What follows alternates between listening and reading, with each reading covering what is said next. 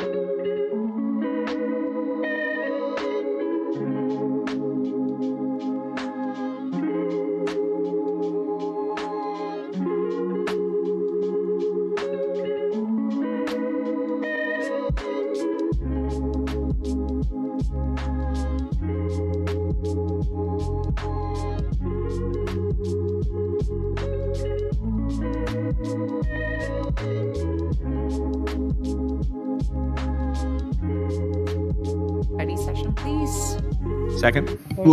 There's a motion and a second. Any further discussion on the motion? Hearing none, all those in favor signify by saying aye. Aye. Any against? Motion carries. What is the council's pleasure for item 2? Honorable Mayor, I'd ask for a motion authorizing, directing the city attorney and city manager to proceed as discussed in executive session and to settle this claim for the amount of $45,162.67. We have a motion. There's a motion and a second. There you go. So motion and a second. Any further discussion on this motion? Hearing none. All those in favor signify by saying aye. Aye. Aye. Any against? Motion carries.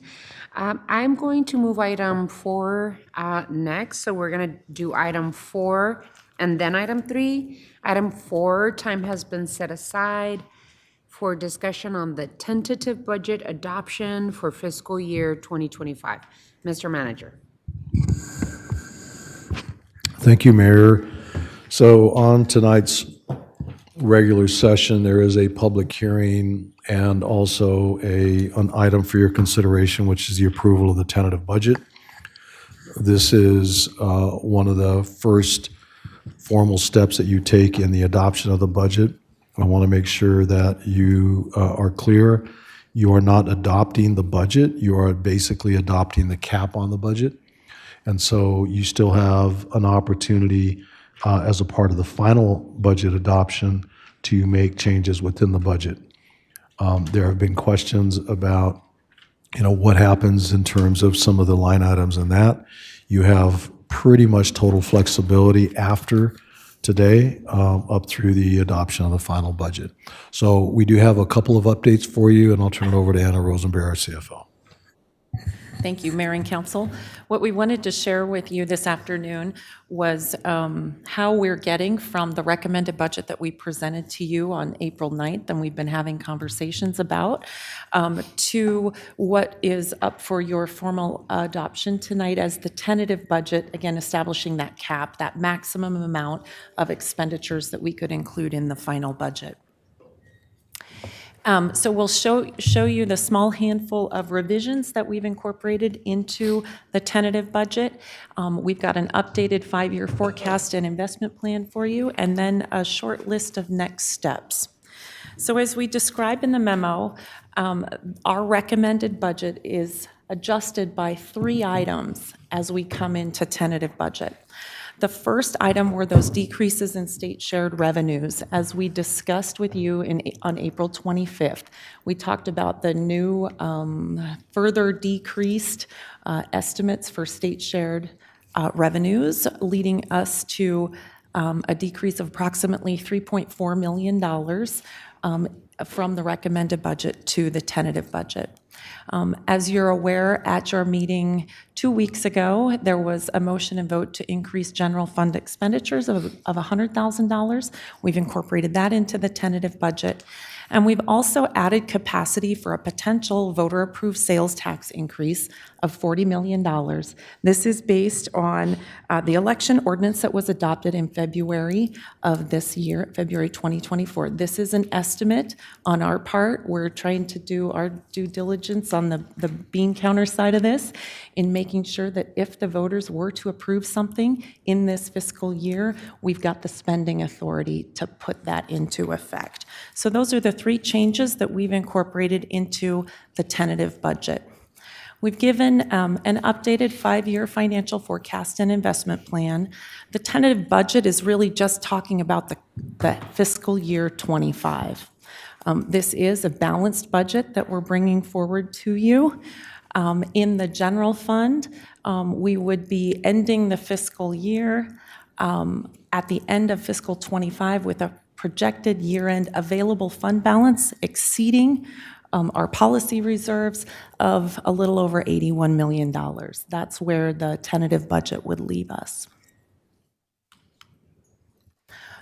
As the city manager described tonight, we have the tentative budget adoption scheduled for the regular meeting, and then final budget study session, so a discussion on June 4th during study session, and then the public hearings for truth in taxation and adoption of the final budget at our June 4th meeting. June 18th, we would then be adopting the property tax levies, and that would kind of complete our activities for getting a budget and tax levy adopted. Thank you, Anna. Mayor and members of the council, a couple of things I wanted to point out to you. The first is when you look at the 5-year plan, which Anna has put back up there, you'll see that in the FY25 tentative budget, there is an apparent $500,000 surplus. I want to point out that we just received news today that we may see a further decline in state shared sales tax of about $2 million. So that means that that number is going to go from a positive 500 to potentially a negative 1.5 million. So before we get too focused on that and excited, just know that those numbers are still coming in. Now keep in mind, and this is sort of important as we go forward, the estimates that we get from the state are they're estimates. Now, there's two different sources of revenue that come from the state, many, but two main focuses for us. One is the urban revenue sharing, which is the income tax. Income tax is pretty much a known because they collect it, they know what they're going to distribute. So that is not as volatile on an annual basis. The sales tax, however, is volatile. And that's the one that we're now focused on because that's what they've told us we could see as much as a potential $2 million decrease based on distribution on population. And so what they do is they do an annual check on population growth from one year to the next. And so what we're finding is that even though our population growth has gone up, there has been, ours is not going up as fast as some of the other cities. And so all of that ebbs and flows, ultimately leading to a potential decrease in that. So that's the first thing I wanted to mention. The second thing I wanted to mention is some of you have asked me about pay for employees. I do want to reiterate that. There is money in the budget for compensation, and I had committed not only to you, but also to the employees, that they would not be an afterthought, that they would be part of the conversation up front versus something that's an after the fact. So just to refresh your memory, we have about $8 million, like $7.9 million in the general fund that's available. My suggestion to you is to delay that conversation until December, not changing the amount, because I think that those employees deserve it, need it, but it gives you a better bead on what is going to go on in 26. And the 26 revenue numbers will come in the latter part of calendar year 25. So by December for sure, you should have estimates for the 26 year, which will then give you a bead there. Just to refresh your memory on the 26 year, we're looking at somewhere about 23 million, and then another 17 million, 18 million in 27. So I wanted to make sure that you were clear on that because I don't want it to come across like, the employees are an afterthought. They aren't. They're built in, and they're built in going forward. What I'm suggesting and recommending is a little caution in terms of the chemistry of that, whether it be a one-time distribution or base salary. In a perfect world, it's base salary. I will tell you that would be my recommendation depending on what that future looks like. However, in abundance of caution, if you are looking at it and you feel like you have to make a commitment, then a one-time distribution would be what we would suggest. The third thing that I wanted to mention is, and I've had many conversations with the vice mayor and his team, as well as with Councilmember Cunningham, there's been concern about our parks and particularly our aquatics program and our pools. I wanted to just take a quick minute and address that. First and foremost, I owe you an apology. I should have been more on top of the fact that there has been a change in the way that we approach aquatics. Very simplistically, you gave me direction last year to open up all 20 pools. We did that. Everybody was happy with that. But what that did is it expended most of the budget early last year. So by July, we had already expended a good chunk because we had opened so many pools, more than we had anticipated. What that translated into is less money in terms of the overspent than what we had last year. So if you think of it simplistically, our budget was this for aquatics, we spent this, and the new budget, although has more money up to the tune of about $1.7 million, is less than that expectation that we set of the public. And so the hours of operation, and I've seen some of the emails that you're getting, we understand that, and I've challenged the staff to rethink that a little bit in terms of the chemistry of that additional money and how we can shore up some of the challenges that you all are having. So there's two pieces to that. One is we have expanded programmatic pieces of the aquatics program, swim lessons and so forth. And we are looking at a further expansion of some of the hours that we've scaled back. Now that will cost about $200,000. And so what I have done is built into the current year that we will be okay in terms of utilizing some of those dollars in the current year, which would be through June, with the expectation that we will expand that into the first part of next year in July to give you additional hours with some of the pools and really go forward that way. Now, what will be important, though, is that December is going to be a very busy time for all of us. And it's important that at that point, we start projecting out what that aquatics program will look like in the summer of '25. Because remember that the aquatics season, the most of the season is during the summer, which really goes over 2 fiscal years. And so whatever you start in June, you got to complete in July. And so just be cognizant of that. We are going to expand, and we're going to be spending additional dollars this year to expand those programs, but you got to have that conversation in the first part of the year so that for the summer of '25, you're not overspent again, okay? So Mayor, I wanted to make sure I addressed those couple of items for you. Happy to answer questions at this point. Thank you so much, Mr. Manager and Anna and Jill.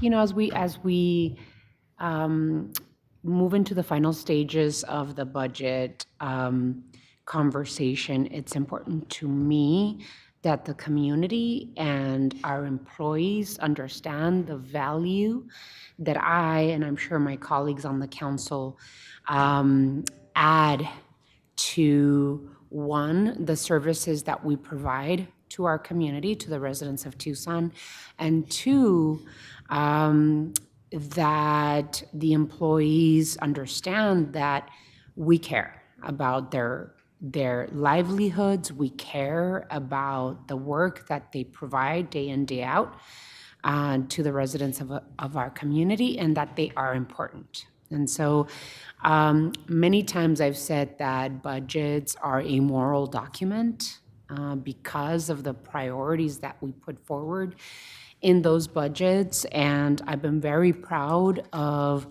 the processes that we followed as a community, both mayor and council, and our executive leadership team, the involvement that we've included the community in the process that we've created, that there's opportunities for them to tell us what their priorities are. And in that, for the last 4 years, we have invested more than $45 million into our employees, and that's getting them to market rate. For too many years, our employees had to take the brunt of budget deficits. And when we were in the worst part of budgeting back in 2008, 2009, 2010, those were painful years, but our employees came along with us, helped us through difficult times. And so for me as the mayor, it's been very important that we raise the bar and raise the pay for our employees and bring us up to market rate.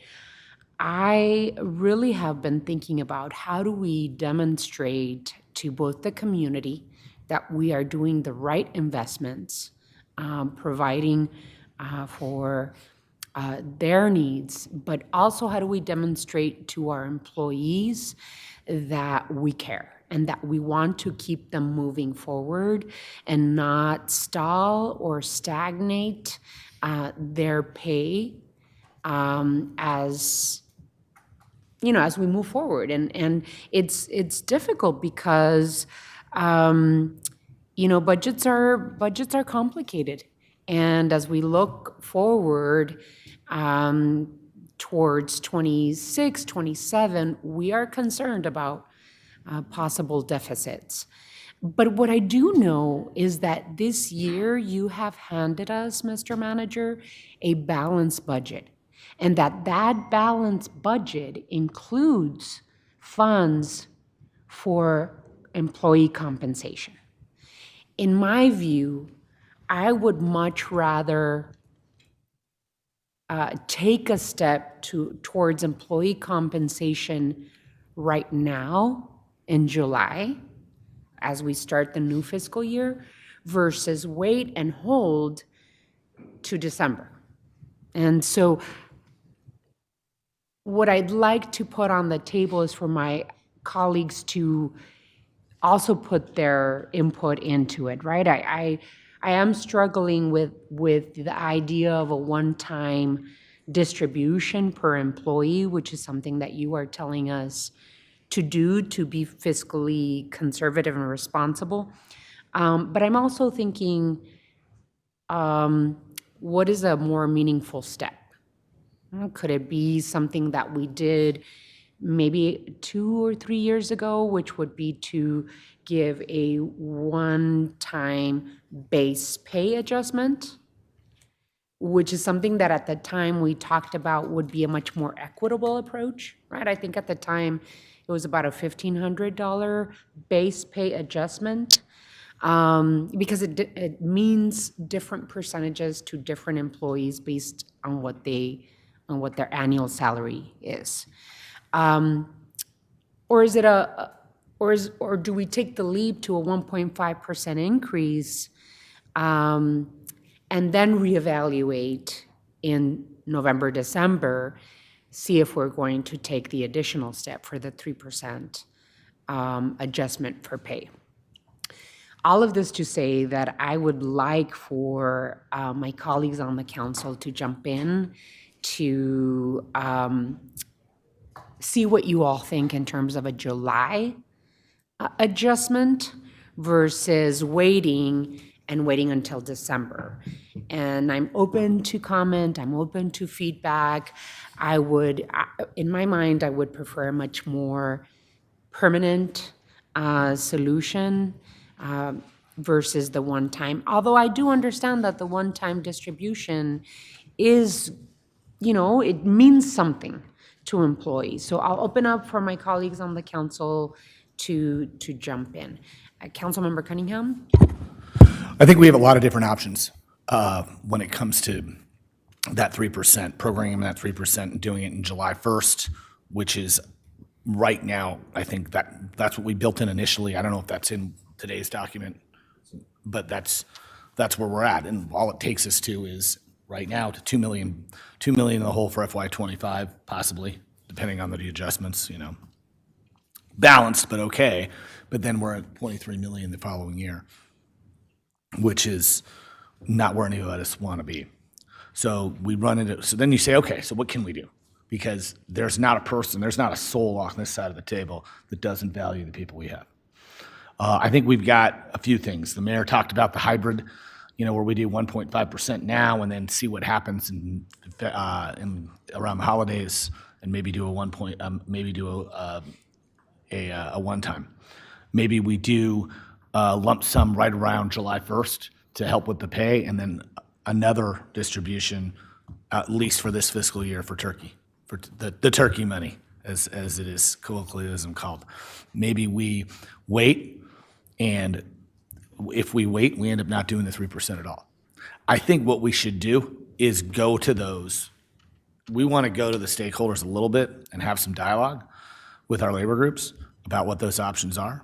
I'm going to tell you right now, for me, probably where we get the most buck for our bang and bang for our buck is 2 one-times, and I'm going to explain my reasoning why. And this is just my instincts. Number one, it doesn't beholden us into 26. But number two, by doing a modest distribution that's equivalent to the 3% right at the fiscal year, I think we're demonstrating to everyone, hey, we know your premiums are getting changed, we know some things are happening, but we're good for it, we've got you right now. And then I think everybody who works for us in the past have been appreciated. I've gotten good feedback on the timeliness of a distribution right around Thanksgiving while people get ready for the holidays and do their shopping. So I think that's the one we can float where we have that savings. But I also think the hybrid and the 1.5 can work depending on I think some of that'll be the insurance costs and some other things. What I do like about the 2 one-times is that our employees making less than $40,000 and $50,000 will have a much higher percentage in increase. But it's only one time. It's not a base pay. So everybody's getting something. Yeah. It's a good move. So that's my thing, but I want to have that discussion first. I don't think we're ready to decide exactly which one across the table today, but I think we can probably you can get where you want to go by explaining to everyone. And we'll talk about it I'm sure we're going to dialogue offline before we get to this final budget. But for me, those are the pieces. And the bottom line is to be able to have to be able to have a chunk, like a $6 million chunk out of the 26 projection it's a really big deal. And that helps a lot on what we are doing moving forward. So that's my piece for it. I think I'll start there. Thank you, that's it. Councilmember. Councilmember Ulick. Thank you, Mayor. Yeah, I'm in agreement. I think that taking some action in July does honor our employees and make sure that they're not losing ground and just demonstrate our commitment that they're not the first go-to, they're the last go-to. And we do look at some serious challenges in 26, 27, 28. We're going to need everybody to participate in solving for that. And I would like to give the manager time to consult and get input and maybe help, at least for me, help me understand how things project out, whether it's base adjustment or one time, and come with a recommendation for something that works. And I fully expect all of us to be working the day after the budget's adopted on, I think, the manager's focus on efficiencies and working with staff to work on the expense side of the equation as well as our work on the revenue side and any other options that we have to assist. So looking forward to that work together and appreciate the manager's ongoing guidance on this. Mr. Manager, just for clarity, our budget 24-25 has $8 million for employee compensation. So as you said, it is not an afterthought, it's just how we get it done, right? So we're all thinking similarly. I just want to make sure that we move in the direction where we keep moving forward. I feel as though stagnation is not an option.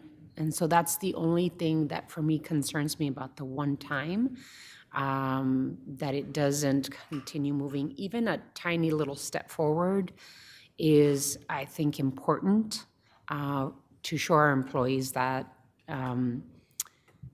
we mean business when we say we want to keep them at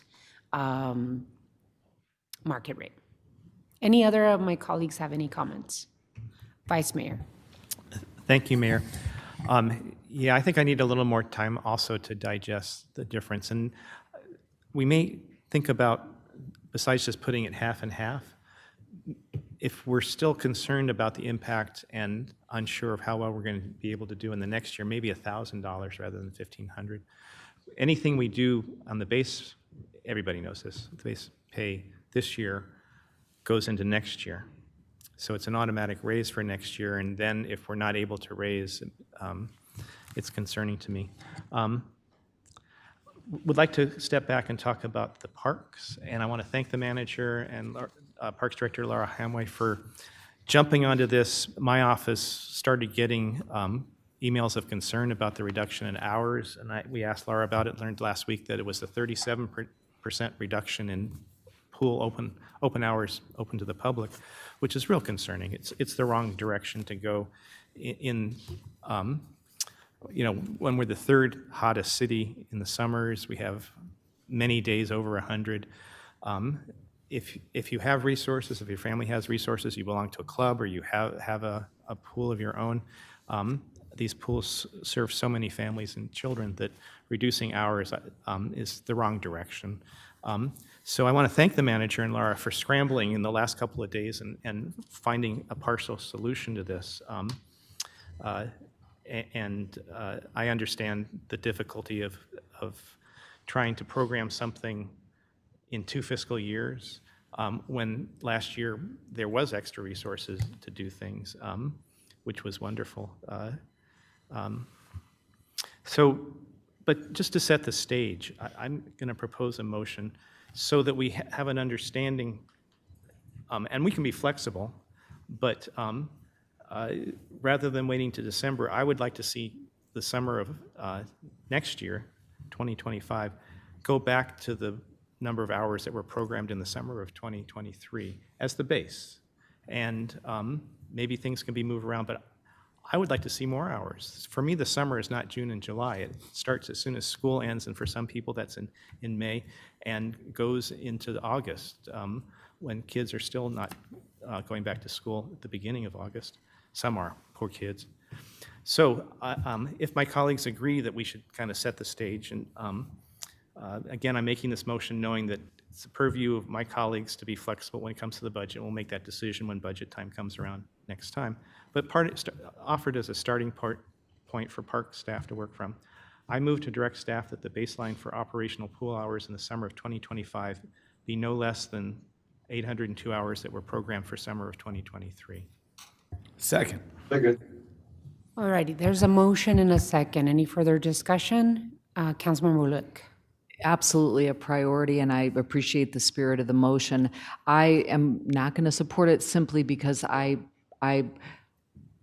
want to see the whole picture, and I just don't know what choices we are going to be making. And I agree that this is a priority. I'm just concerned about us tracking different things that get pulled out in this way. I hear what you're saying, Vice Mayor, that it should absolutely be a goal of ours in the 25-26 budget cycle to make that happen. I totally understand that. It's more a process question than a priorities question, and I appreciate your advocacy because I know it's spot on. Thanks. Councilmember Santa Cruz. I'm curious if that's something that we would make a motion on, because it seems kind of like getting in the weeds of some of the programming. So Mayor, Councilmember Santa Cruz, no, certainly you can make the motion and give us direction. And it really is a policy matter. I think what we would, because it doesn't necessarily say that that's the budget for that. I think what it does is it brings that as a priority within that programming. And so what we would do is then bring to you what it would take to make that happen. And so that can be either, if there's new resource, it can be resource added or the redistribution of resource. In essence, what you're saying is that would be the priority. And so then the staff, as a part of building the budget, would make that the priority, but it could be at the expense of other things or other revenue streams. That's all. And it really is setting that stage. Now, what I will caution you on is that in '23, because of the magnitude of that expense, we overexpended the budget. We went over what we had programmed just in a short time frame. Not saying that's a problem, but just be cognizant of that as you go forward, that the starting point is going to be above what we've already got programmed for that would be for 26. So it's the summer of 25. And so I just want you to be clear, when you do have your budget discussions in February and in March, you're going to have to look at that in the context of that priority and that motion that you're giving us today, if it's approved.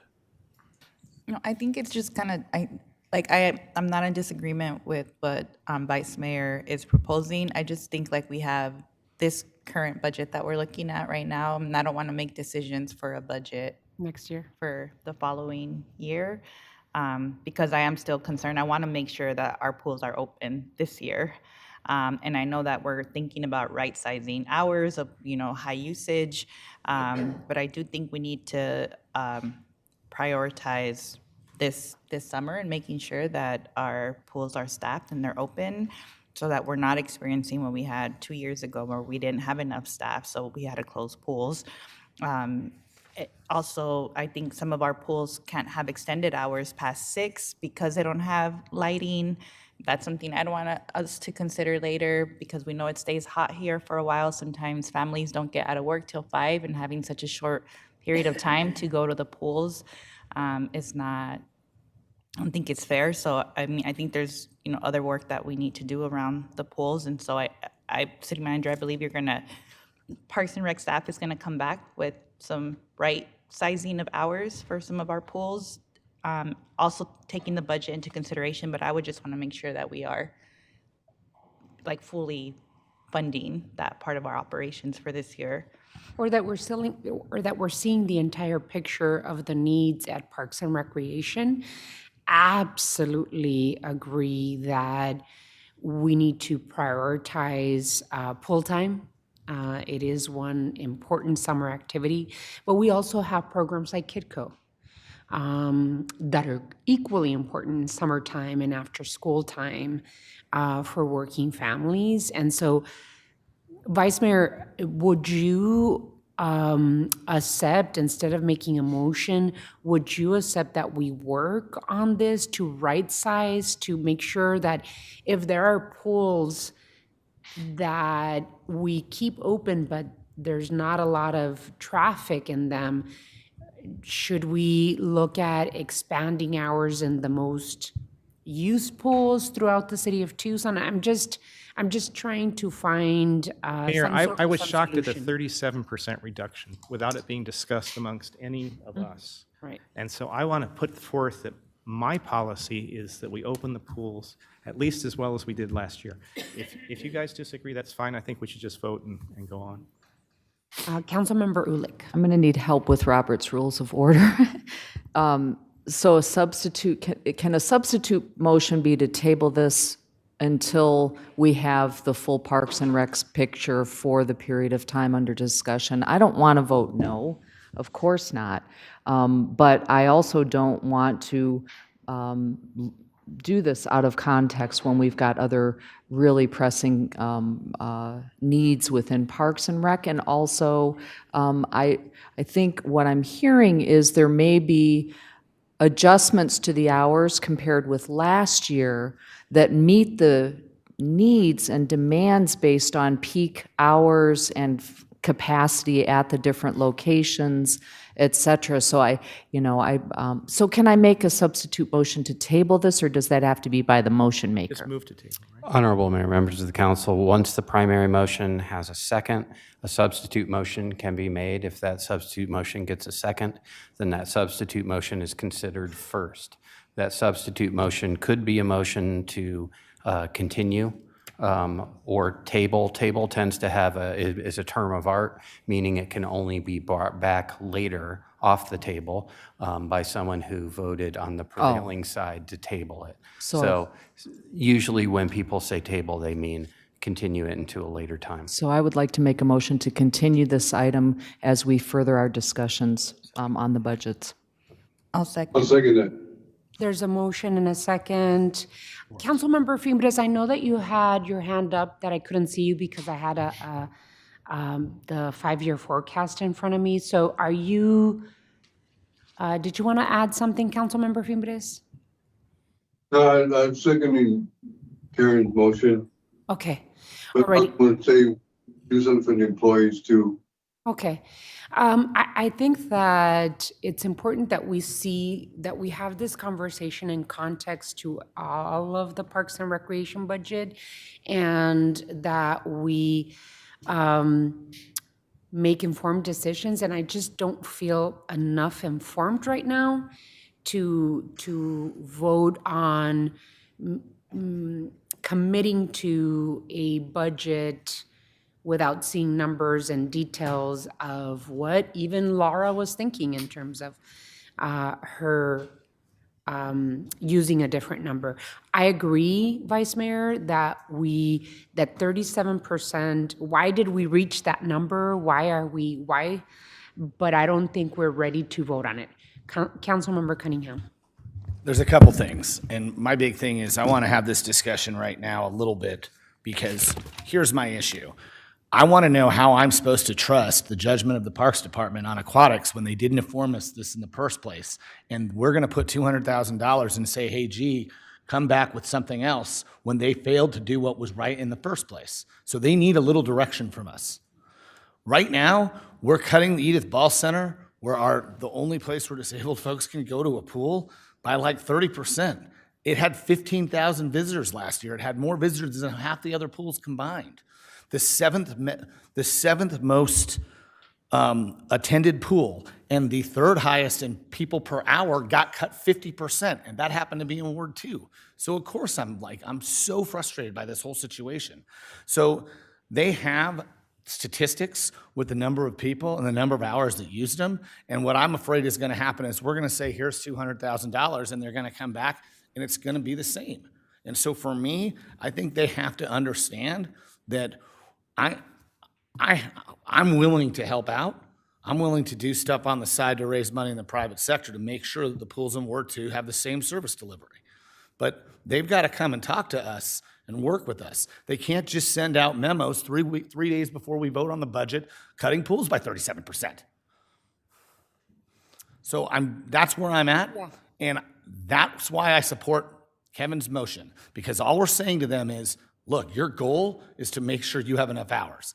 If you don't, come back and tell us. That's what he said. He said be flexible. He didn't say don't do it, we're going to commit to next year's budget. He said your goal is to get the hours back to that baseline. And that's what your starting point is. And if you're not going to do that, you need to come to council and explain why. And I think that's a fair ask. And I think that's exactly the reason why we can table it. The decision does not have to be made right now.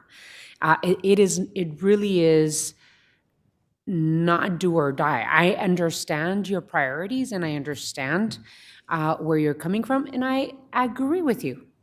But I can't make this decision without the full context of what is happening with the budget and why that happened. So there is a motion on the floor. There is a second for the substitute motion. Mr. Manager, did you want to add anything? I do, Mayor, and first of all, I will apologize to all of you for the frustration. I will own that 100%. When we start the budget conversations, these are the types of things that you should be well informed on, and I own that, and so I will tell you that. However, owning that doesn't fix it right this second, so how do we fix it? I believe that we have a game plan for expanding the hours. Your priority is clear, and I think that we can get you as close to where you want to be as we can, and I can tell you that probably by the end of next week. What the additional dollars will go towards, I can tell you, we've already run the numbers. That's 29 additional hours. I've already got a distribution of where those pools would be expanded. But also keeping in mind that when we and the staff look at this, we're also looking at drowning prevention, which is the training, is the swim classes on the programmatic side. We've doubled that this year. We haven't talked about that. I understand that's a policy decision and a policy conversation you should be involved in. Don't disagree with you. But if you can just, understand, we'll get you as far as we can this year. And I think that there's been a great lesson learned here. And as a part of next budget year's development, there'll be a robust conversation about what that programming looks like, as well as what those hours of operation. So the spirit and intent of the Vice Mayor's motion, I think whatever you all decide to do, I think is loud and clear in terms of what we need to do as a staff to prepare you so that if there's some tough decisions, and if there's a reduction, that you're aware of it, you have an opportunity to weigh in on it, and then you can provide us with some guidance. So I wanted to add that, Mayor, just to try to give you some reassurance. We heard you, we're hearing you loud and clear, and we will do our part to be good partners in this. So what you're saying, Mr. Manager, is that you can get us this particular year to as close as the hours spent last swim year. Mayor, I'm going to work very, very diligently between now and hopefully the end of next week. It's not realistic for me to say and commit to you that it'll be exactly the same because just the staffing models. But one of the things that I've thrown out there is we currently use non-perm lifeguards at 29 and a half hours. And so what we're running is the cost of running those to 40 hours and what that additional cost looks like, as opposed to trying to find more, just trying to expand what we have. That will give us more flexibility than what we have today. That's where I'm headed. Okay. I know we can do at least an additional 29 hours across the city. So I'm confident to be able to commit to, we can, a week, I'm sorry, yes, 29 hours a week, Okay. which I know we can do, and I've already given the green light for that. What I'm really looking for is now how I can expand that, come back to you, and I will commit to you that we'll come back to you as a part of the June 4th discussion and report to you. At that point, we're already into the season when we're moving, but I've given the green light to do that, and I can get you as close as we can, and I'll tell you exactly where we are with it. I think we need to get to about 100. Councilmember, just a second. One of the things that are part of the swim program, of Aquatics program, is also the swim lessons for kids and swim time for adults, and of course, Edith Ball. I just want to make sure that, those will still happen and will not be cut, because they're important for parents and swimmers and those that use Edith Ball. They feel that's a very therapeutic time. A lot of people can only do that type of exercise at Edith Ball. So, Mayor, just so that we're crystal clear, this will be an expansion of open swim pool hours. okay. But keep in mind that in this season, we actually doubled 860 some kids in terms of swim lessons and some new programming that has gone on. It is not my intent. We're already at 75% registered for that, so the demand is very high there. So we're not going to scale that back. I don't think we can. It's too late to do that. So everything that we're talking about is an expansion of hours to give you some of that flexibility on top of that. That's correct. Would you be able to give us an idea at our next meeting in terms of this plan that Yes, you're Mayor. talking about? Yes, we can. We'll be ready. And what I will probably do is, as a part of the June 4th materials, I will submit some information for your consideration, but it will not be on the due date. So it'll probably be by the end of next week. Okay. So hopefully by Friday of next week, you will have an off-agenda memo, which we will include, and then we can present as a part of the final budget conversation so that we're preserving as much of those hours as we can. So hearing what you've heard, Vice Mayor, do you still want to keep your motion in? Well, let's continue it. and Your then original maybe- motion? Maybe June 4th will come back. Vote on the continuation. Yeah, we have the substitute. Alrighty, so the substitute motion is live. There's a second to it. All those in favor of continuing the conversation until our next meeting, was it June 4th? Signify by Aye. saying aye. Aye. Aye. Aye. Any against? Nay? Okay. Motion passes. So it's 4-2. So let's continue the discussion. We should be looking at what you're thinking of in terms of swim hours for this year. And then at the time, we can continue discussing. Any other council member, Santa Cruz? I still had just comments on the employee, pay increase, that I support the city manager coming back with some different scenarios that we could do, like in July and then in December, so that we have a better picture of what our options are than just saying, let's wait till November. So thank you all for talking through that. I think the only piece, and I bring it up every single time, I know this year we're not getting those infrastructure monies for our offices to put in projects. The intent is to let city departments catch up. That I want to continue to see that as part of the budget in future years, that we have some extra funds to help with whether it's speed humps or parks repairs, different, needs that we might have in our districts. I want to make sure we don't lose sight of that. Thank you. And Vice Mayor?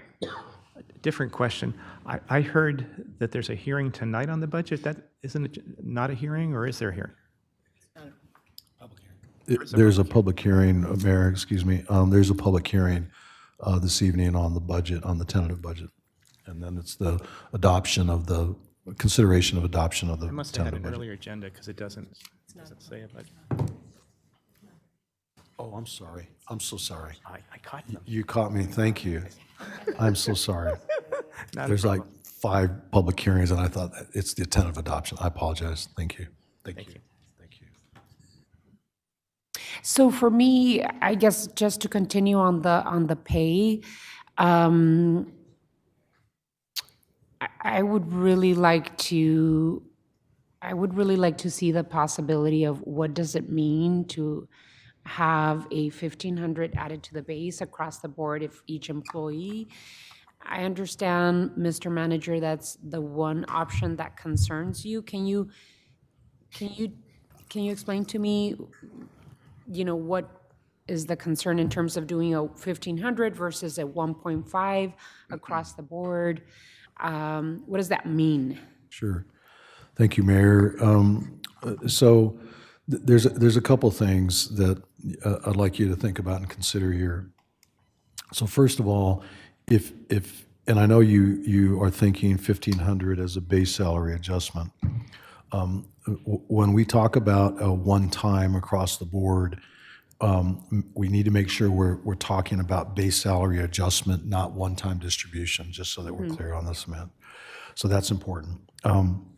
The concern that I've had, and I've expressed this to you before, is when you allocate dollars across the board, it's great because the lower paid employees have a higher percentage in terms of their boost. But what it does is it affects the market and the salary schedule. And so if you remember, about 3 years ago, we went through a lot of energy and effort we went through our market analysis, and then we came back and did the pay ranges. And so when you do an across the board, it really affects that. The across the board 1,500 to the base. That's correct, to the base. Exacerbates the compression? It does. It exacerbates compression, which it doesn't seem on the surface that it would. But as you go through this, it happens, and that's part of the reason why our salary schedule is so compressed. Which then you have challenges where you have folks that are tenured and how much they're earning, et cetera. So that's the reason that I've suggested not doing that. If you want to do the same amount for everybody, do the one time, because the one time does not affect the salary schedule. Okay. That way, the take home for the employee actually is a little more because they're not paying into their pension, nor is the city, so we can put more money into their pocket. Not ideal, I understand, for all the reasons you mentioned, but that's the key piece to that. On the 1.5%, if there was a 1.5%, that would just be an adjustment to the salary, the base salary. Yeah. That is pensionable, and again, we would have to pay those costs as well. But in that instance, everybody moves up at 1.5% versus adding or exacerbating compression, Okay, which is a key piece to that. okay, all righty. Any others on this item? Mayor, I do have one comment it's related to this, but I want to make sure that you think about. Should you decide to do something, whatever it is, in July, I would suggest to you that you give us direction to do that at the next meeting, because otherwise, at the next meeting after that's July 18th, and to do anything for the first part of July would be a challenge for us to implement. And so I would also ask that you consider it be the first pay period in July, that as soon as we can. So that way the expectation is not it's on July 1, you're going to get it's the first pay period in July would be the key, or first, we could even say the first full pay period in July. I just wanted to make sure that you, as you're thinking about this, please help us with that in terms of the staff and some of the time for that. Thank you, Mayor. Absolutely. Well, thank you so much. Good conversation. Thank you so much, Anna and Jill. Really appreciate Alrighty, so we're moving back to item 3. Let's see. Item 3, this item has been scheduled to update mayor and council on all of the projects at various stages at the Los Reales Sustainability Campus.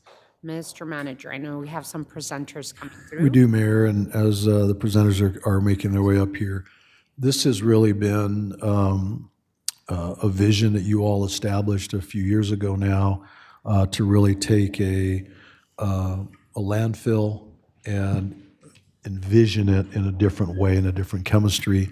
And it's got many, many tentacle parts to it. We think of the landfill as just where the garbage trucks go and dump their trash. It is much more complex than that, but it's also a tremendous opportunity for us. And so, as you have seen in the past conversations around this, we're making some progress in some areas. In some areas, we've struggled, and it's not because of us necessarily. There's a lot of factors and forces out there. But I'm very pleased with the progress that we have made. I'll turn it over to Carlos to start his presentation here and really open up the dialogue. Thank you, Mayor. Go ahead, Carlos. Mayor, good afternoon, members of the council. So as the manager pointed out, there's several projects have been completed. There's several projects that are on the way, and there's several projects that are barely on the planning stages. So what I've distributed out is really just a handout, so if you want to sing along or follow me along in terms of really what those various projects are. So the first off, I'll start off with the short-term operational projects. So a few years ago, again, when the council took action on renaming the landfill to Sustainability Campus, is how do we begin to bring all the waste processing facilities to one single location? And that was one of them. So we were operating the household hazardous waste facility or processing facility at basically a Prince and I-10. So since then, we essentially have collapsed that operation, brought that operation really to Los Reales, and essentially from a staffing perspective, from an operation perspective, and from a service perspective, we're going to be providing essentially those services out of that campus. The other thing we did along that program is we used to host it out of just the East Side Service Center. So since then, every month we rotate throughout the city and provide those household hazardous waste collection sites. That has been very successful. Some of them are very well attended. Some of them are getting essentially additional customers, but it has been well received. And so once we essentially collect those items, we bring it to this facility, we sieve through those items, and then we can essentially recycle those, or we basically process them really to be further recycled by a third-party processor. So that is working out very, very well. The other project that was completed last year is the construction of cell 4B. So if you look at the attachment A, you got some numbers, and so and then their number according to the items. So cell 4B is labeled number 2. So if you want to refer to your attachment A, it shows roughly where cell 4B is located in the overall footprint. So we completed that construction of that cell. It really comprised of about lining with a geosynthetic clay liner and a high-density polyethylene liner over 20 acres. So imagine it's a significant amount of land that essentially that was lined. And again, really to comply with the federal requirements, but also is really the city's commitment on ensuring that what we do is the most environmental and more safe way really to dispose of our waste. That was roughly about a $7.8 million investment. And so we're thinking that cell really from where it's at in the hole to basically being ground level, we're hoping they will last us about 3 to 5 years. And then getting it all the way to the top and matching the rest of the mound will be about 8 to 10 years. And again, those are projections that we have on the table. As you may recall, the council approved really the acquisition of about 14 acres of land northeast of the facility.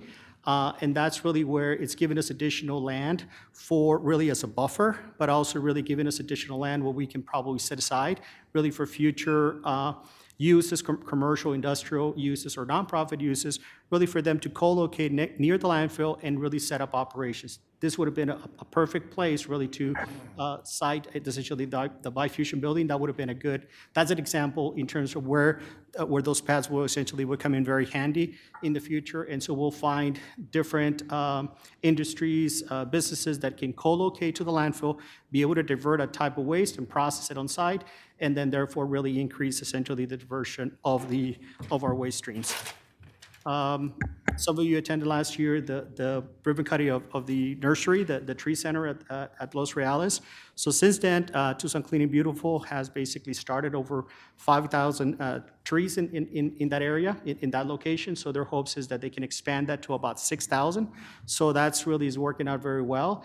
I think they're kind of running out of room, so we're looking at really how much more space can we dedicate and really provide for their use.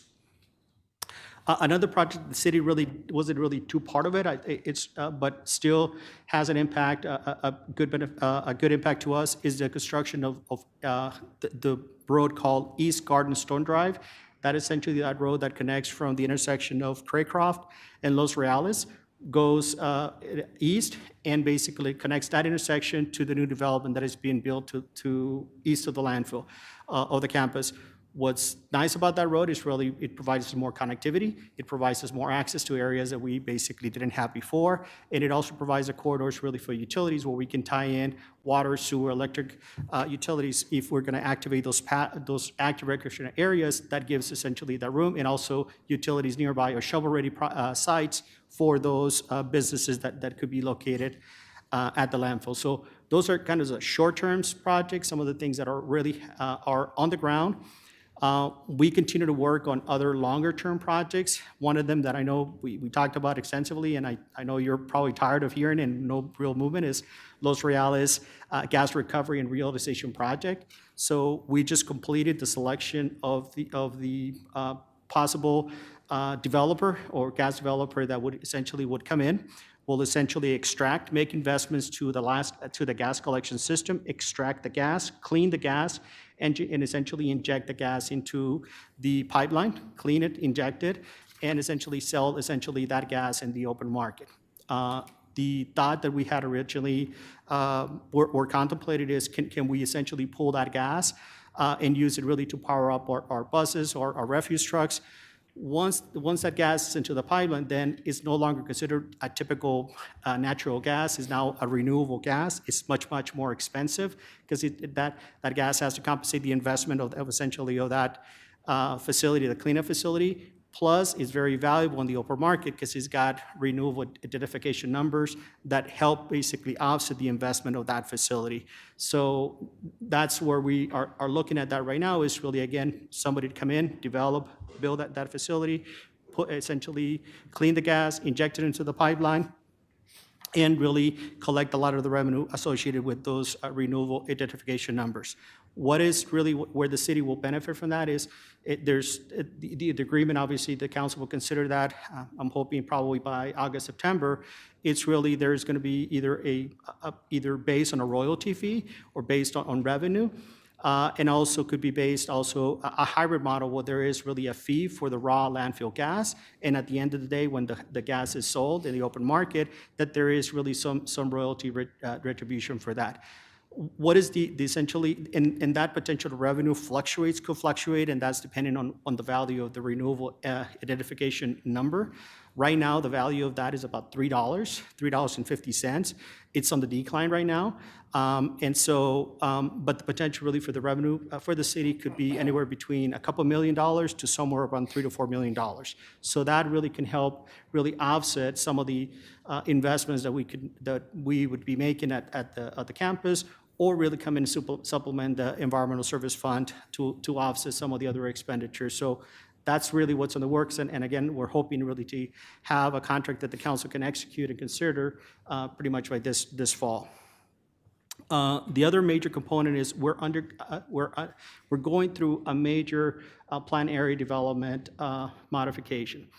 And why is really we're essentially making modifications to what we call the waste processing areas. So we're expanding those areas and really providing us really a lot more flexibility to deploy not only infrastructure, but services and programs on the campus compared to what we have here today. Really establishing land set aside really for active and passive recreation of areas that essentially that would benefit and provide the buffer for the landfill itself from the nearby residents, but also really giving the residents really the buffer between the landfill and the residences. So most of that is on the eastern portion of the landfill. We're talking about a 500-foot buffer. So what is a longer term essentially planning for that is that trails could be developed in that area, that essentially that buffer could be populated with a lot of desert trees, drought-tolerant trees, and that would really becomes to be a complementary open space, really not only to the landfill itself, but also really for the nearby neighborhoods. We're not talking about what could happen today, but really thinking about long-term because that facility is going to be hopefully in operation for the next 60, 70 years, that we need to make sure that we protect that asset and also provide amenity really to the nearby residents. So that is also really in the works. Right now, we're at the draft stage. We're barely starting essentially the public process as it relates to the PAT amendment process. You will see that in probably within the next 9 months or a year, or a little bit longer than that. Really, you'll see that from a land use perspective, really that approval. We need that approval really for us to move forward and begin our real permitting process as it relates to our facility plan. So every time that we do modifications to the facility, it needs to be approved by the Arizona Department of Environmental Quality. So, but we need to have this plan amended and modify and adopted before we actually can go out and seek those improvements or seek those permits. The other project that's on the way, we're about 95% complete. It's really making the intersection improvements of Los Reales and Craycroft Road. Right now, that road is pretty much is an old county rural road that probably doesn't meet the current essentially traffic demands or requirements. Every time that it rains, I know we don't get that much rain, but when it rains, it really creates a big chaos because the whole intersection really gets inundated and really just creates a lot of chaos of not only folks going into the landfill, but there's a lot of traffic that passes through that intersection going to Raytheon and going to that area of town, especially folks coming in from the east. So our intent is really for us to improve the intersection, the serviceability of that intersection. That has a basically estimated project cost of $5 million. We are definitely seeking, basically pursuing some grant opportunities really to see if we can fund essentially those improvements. There is going to be some match that we would have to essentially put in. So we're hoping to get that application submitted, I would say, in the next 60 days, and hopefully we'll be a good candidate really for that. So that's a project that if it's not funded, obviously would become to be part of really the request or possible request really for next year. Is not something that has to be done immediately, but I think again, if we want to be able to bring essentially that importance to the campus and searchability of it and access to it, this is really one of the key investments that would need to be made, and we certainly would bring that as part of the fiscal year 26 budget really to be able to be funded. The other project that is also pretty much 95% complete in design is really the perimeter landscaping buffer. And that's probably I know I jumped ahead and I didn't really mention those. That's really attachment F, and that really shows you really essentially where the proposed landscaping buffer would be, and that's pretty much on the northern boundary of the landfill. That's you see denoted in red. And that's essentially just, again, it's a combination of really populating that area with vegetation, really putting in place a lot of the initiatives that have been directed by council in terms of stormwater capture, populated with trees, really make sure that we provide that space, the amenity, the open space. So that's really where the first phase will be coming in. The estimated cost of that is about $5.4 million.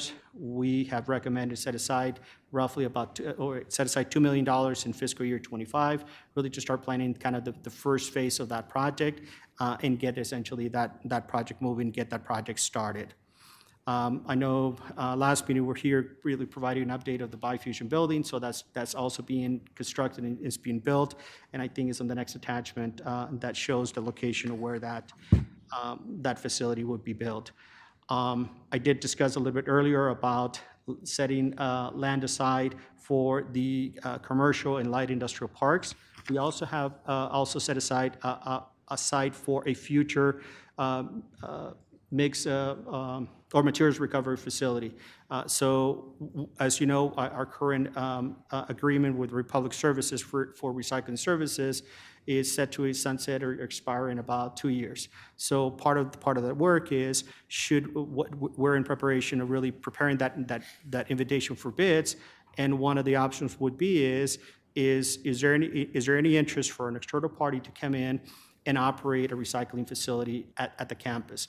And one of those options would be is for the city really to create a pad, build a building, and really essentially lease that space or that land really to that third-party operator, and the operator will just come in and essentially install the equipment, obviously operate it, and obviously market those recyclables. So there's 3 to 4 different options that we're contemplating at this point in time in terms of what would be the best really way to move forward with that recycling agreement.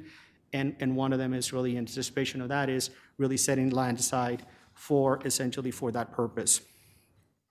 Part of that work also is really identify some areas for active recreational areas. That's what you see in attachment H. Parks has actually been working with the community, really identifying is that really the best place, best location, best configuration really to set those essentially active recreational areas. And again, that's a separate discussion that Parks is having with the public and obviously from a policy direction on that.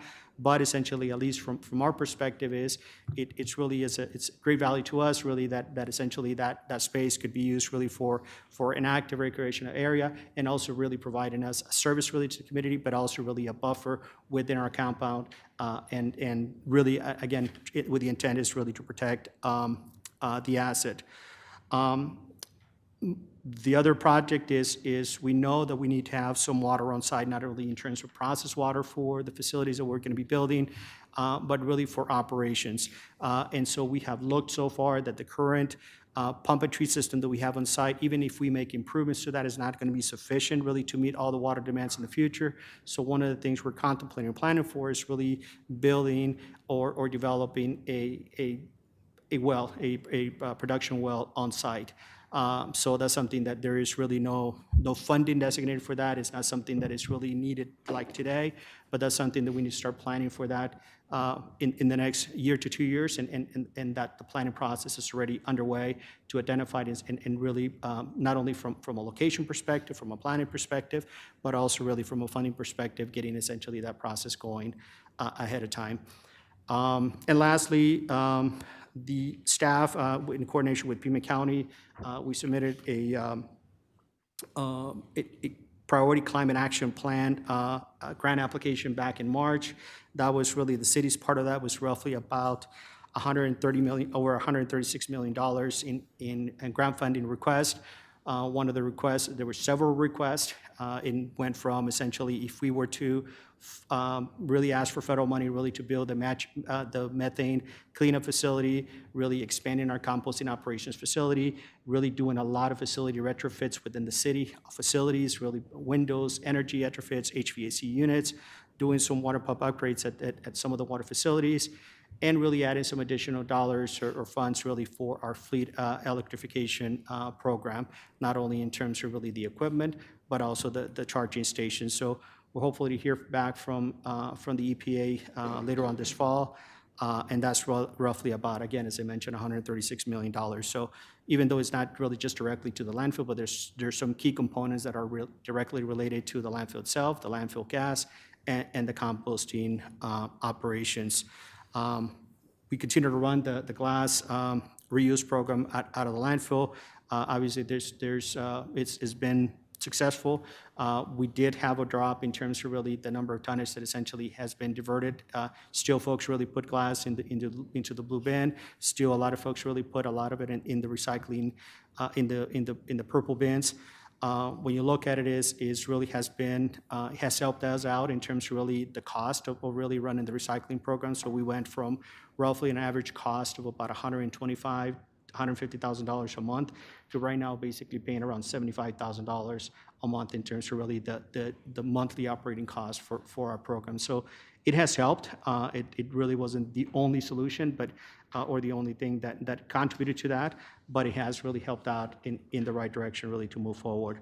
On the side too, we have developed a green waste diversion program within the landfill, so anybody that comes in on site and essentially they have a clean load of green material, we essentially divert it to the side. We essentially process that material, and we infuse that into our composting operation. We are trying to develop an incentive or a way of how businesses, landscapers can really take advantage of really, if they bring those materials, something that is really attractive for them. It's not so tedious and from their end and from our end really to comply with those requirements, but at the same time, we want to make sure the material is clean so that way it's really can be composted correctly and really essentially be put to a good use. Coupled with that, we started the recycle at home, a food cycle at home. We have about 1,000 residents that have signed up so far, and we have collected about 10,000 pounds so far, so it's taken out some speed. We're expanding essentially the program in terms of collection points, and that's also really beginning to contribute really to the amount of composting that essentially is being generated. We have since then really distributed some of that to some of the offices, and I think it's being very well received in terms of really the composition and the makeup of that composting material. So overall, there's a lot of work ahead of us too, and just continue to stay focused. And I think really at the end of the day is we have trying to move the needle in the right direction per direction, Mayor and Council. I think there's going to be some policy decisions that need to be made in terms of funding, phasing of the improvements, and how do we move forward with those, and how do we fund those, and is that fund those out of the landfill fees? Do we fund those out of other fees? Do we use really our fund balance? Our fund balance is solid right now, it's around $64 million, and we got out of that. We still have responsibility for landfill closure and post-closure. We got the groundwater protection fee. And we have some capital money, really about $20 million that could be used for these projects. But again, it's something that we need to look into more detail and really seek your advice and direction as we move forward, because we certainly don't want to deplete the fund, but at the same time plan really for what those funds would look like and make some progress on meaningful progress on these projects. Thank you, Carlos. We have 3 minutes left, and so I do want to be able to fit in some questions. I want to take a moment to thank you for taking the idea of the sustainability campus and being able to reuse our resources, really, our waste, and put it back to use in the community. We have the goal of 50% waste diversion by 2030 and zero waste by 2050. So your enthusiasm and your creativity and your willingness to take a vision that we put out there and you running with it is absolutely necessary. And so I thank you really for making our dream come true and being able to think outside of the box. This idea of creating green space surrounding our sustainability campus is an incredible idea for the benefit of the community that live near our campus. I think one of the most important things we need to get done immediately is capturing our methane gas. And I know that you're well on your way to do that. Capturing methane gas is one of the most important things we can do for our environment. So happy to hear about that. I guess my question is what are your priorities? What are the best return on investment in terms of the ideas that you have presented us today? What will make the biggest bang for the buck, especially if we need to use landfill fees or your fund balance to get those done? So I know that you are working on the building where Bifusion will be moved into, being able to have the ability to change things around if needed. For that, multi-purpose building is going to be key for me, I think, because we need to make sure that we're investing in projects that make sense, but also back to going to the square one, which is what are the projects that are reducing greenhouse gases and helping our goals of zero waste. I think you said Craycroft and Los Reales is something that, an investment that could make sense for the future workability, like the work, being able to work and having people move in and out of that area is important. But I think bottom line, you all, the city manager, and you have to tell us, these are our list of priorities. This is the best return on investment, and this is the difference that it's going to make for greenhouse gas reduction. And that also should be the return on investment piece. So thank you again. I really want to reiterate how important it is for you to move forward in the direction of making the sustainability campus really a zero waste campus for our community.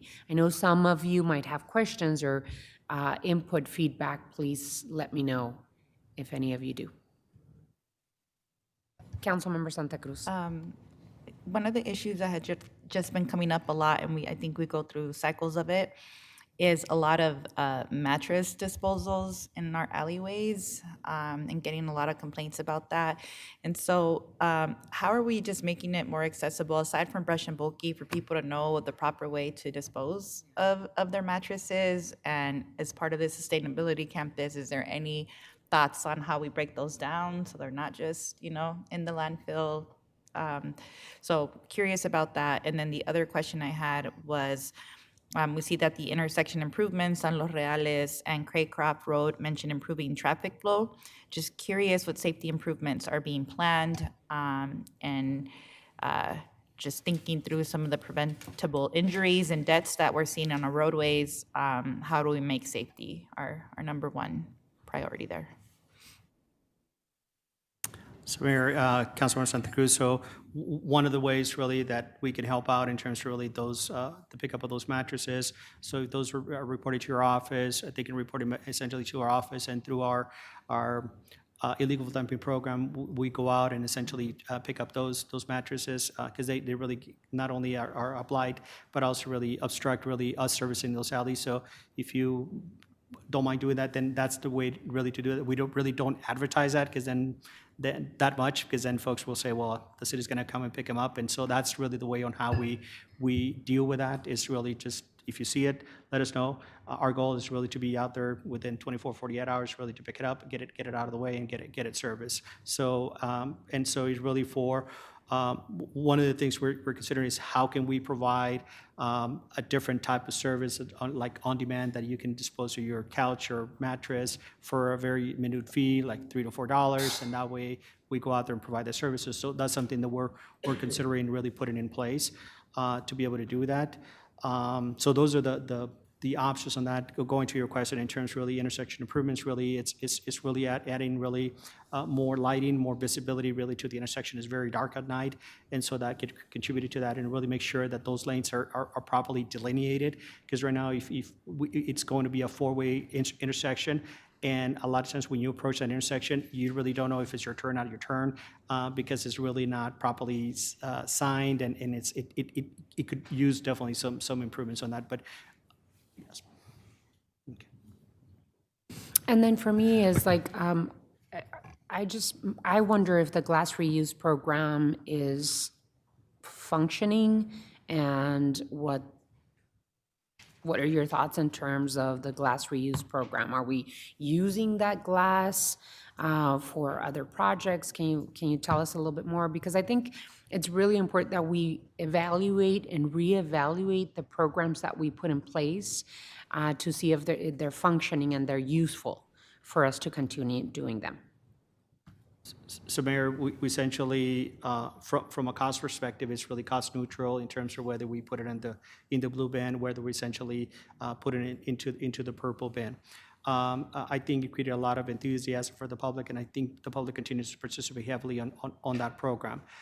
In terms of really, and this really fall in terms of the department is, we really have not devoted a whole lot of time really to promote the reuse of that glass. So essentially, we ship the glass, it gets processed, we essentially get the glass back in terms of really in powder, but we haven't really devoted the time really to promote it and really to put it to a good use. So we have a stockpile of that glass that could be reused. We just haven't gotten to the point that we're essentially reusing that glass, not only as a department, as a city, or really through a third party. So that's something that we have not put an emphasis or a focus on that.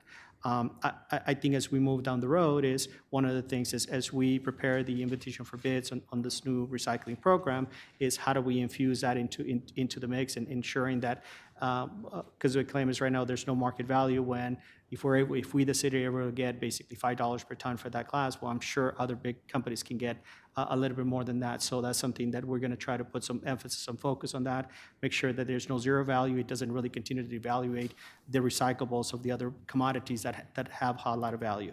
So as we move forward is really, how do we integrate glass into the program? What is the cost associated with that? But it really has to be a reasonable cost, so that way it's an all-inclusive service within the blue bin. So you have all the recyclables, including glass, and even on top of that, really that hard-to-recycle plastics should be part of that. Any other comments, questions?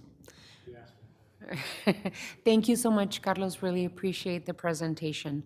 Thank you for the update. Thank you. All righty. We move on to item 5. Let's see. Item 5, time has been set aside to update mayor and council regarding the compensation disputes. Mr. Manager.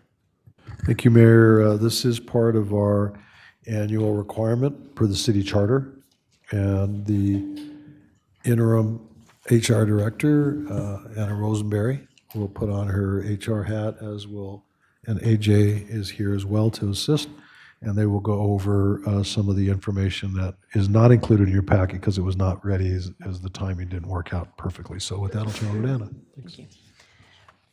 Thank you, Mayor and council members. We have time this afternoon to talk with you about the formal disputes that were filed to the compensation plan. And just a little bit of a reminder of where we are in the process here. On April 9th, the HR director recommended an annual compensation plan for fiscal '25. The plan needs to retain a competitive posture in our relevant labor markets, subject to available funding and current economic trends. If you look at the elements of the plan this year, just to kind of summarize what is proposed, we're building on the plan that was adopted last year. We've incorporated about 30 job series or career ladder changes that have been developed or redeveloped in the past year.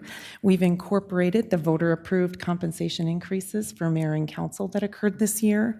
We're recommending a change to the firefighter recruit compensation, and we also recommended that we delay any other compensation changes until further in the fiscal year based on our budget situation, and you've already had a fair amount of conversation about that topic tonight. As a part of the compensation plan process, there is a formal hearing held by the mayor for comments and disputes on the plan. That took place April 15th. And beginning on April 17th, the Human Resource Department began to arrange meetings with those that filed disputes to understand the comments and try to work towards resolving disputes that we could resolve. There's a number of elements that are disputable when it comes to the compensation plan, and some things that are not disputable in the plan. And so we talk about those items every year. We'll get back to some of those non-disputable items as we go through this list as well. We received 11 disputes. 4 of them came from either individuals or they were making a dispute about their own job. 3 of the disputes were about a group's either a particular job series, or they were filing a dispute on behalf of themselves and another group of employees or an additional number of employees.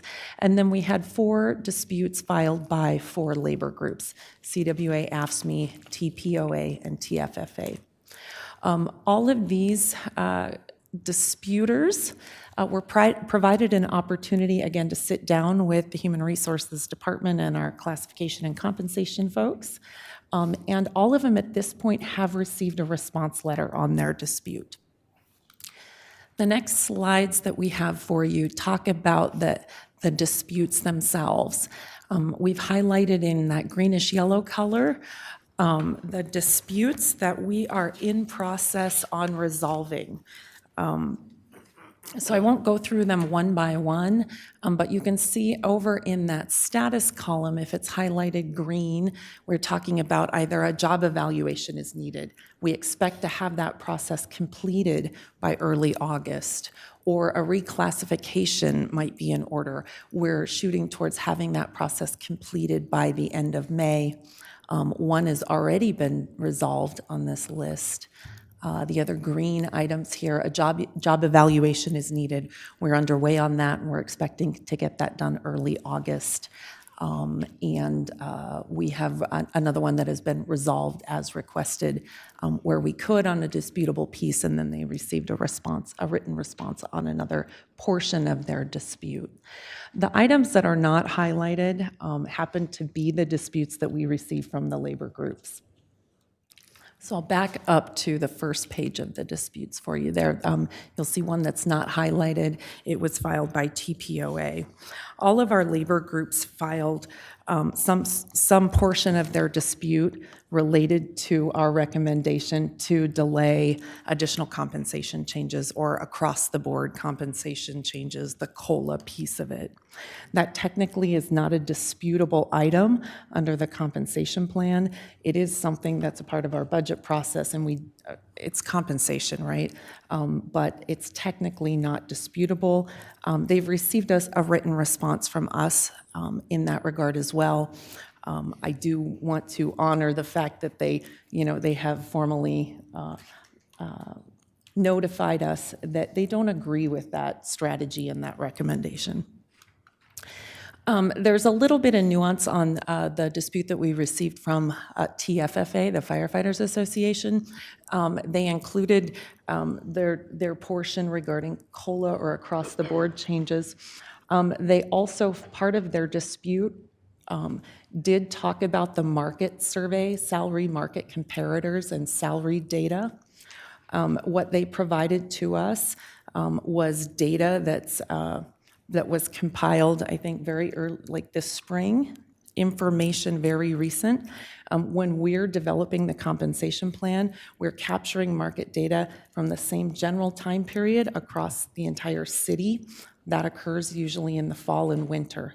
So the timing of their information doesn't match up with the timing of all of the information that we use to put the plan together.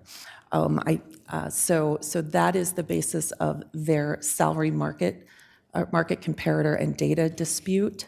And then they had also let us know that the labor feedback, their comments that we had included in the April 9th materials wasn't their most recent up-to-date list of comments. And so when you see that labor table back again, we will have updated it for their most recent comments.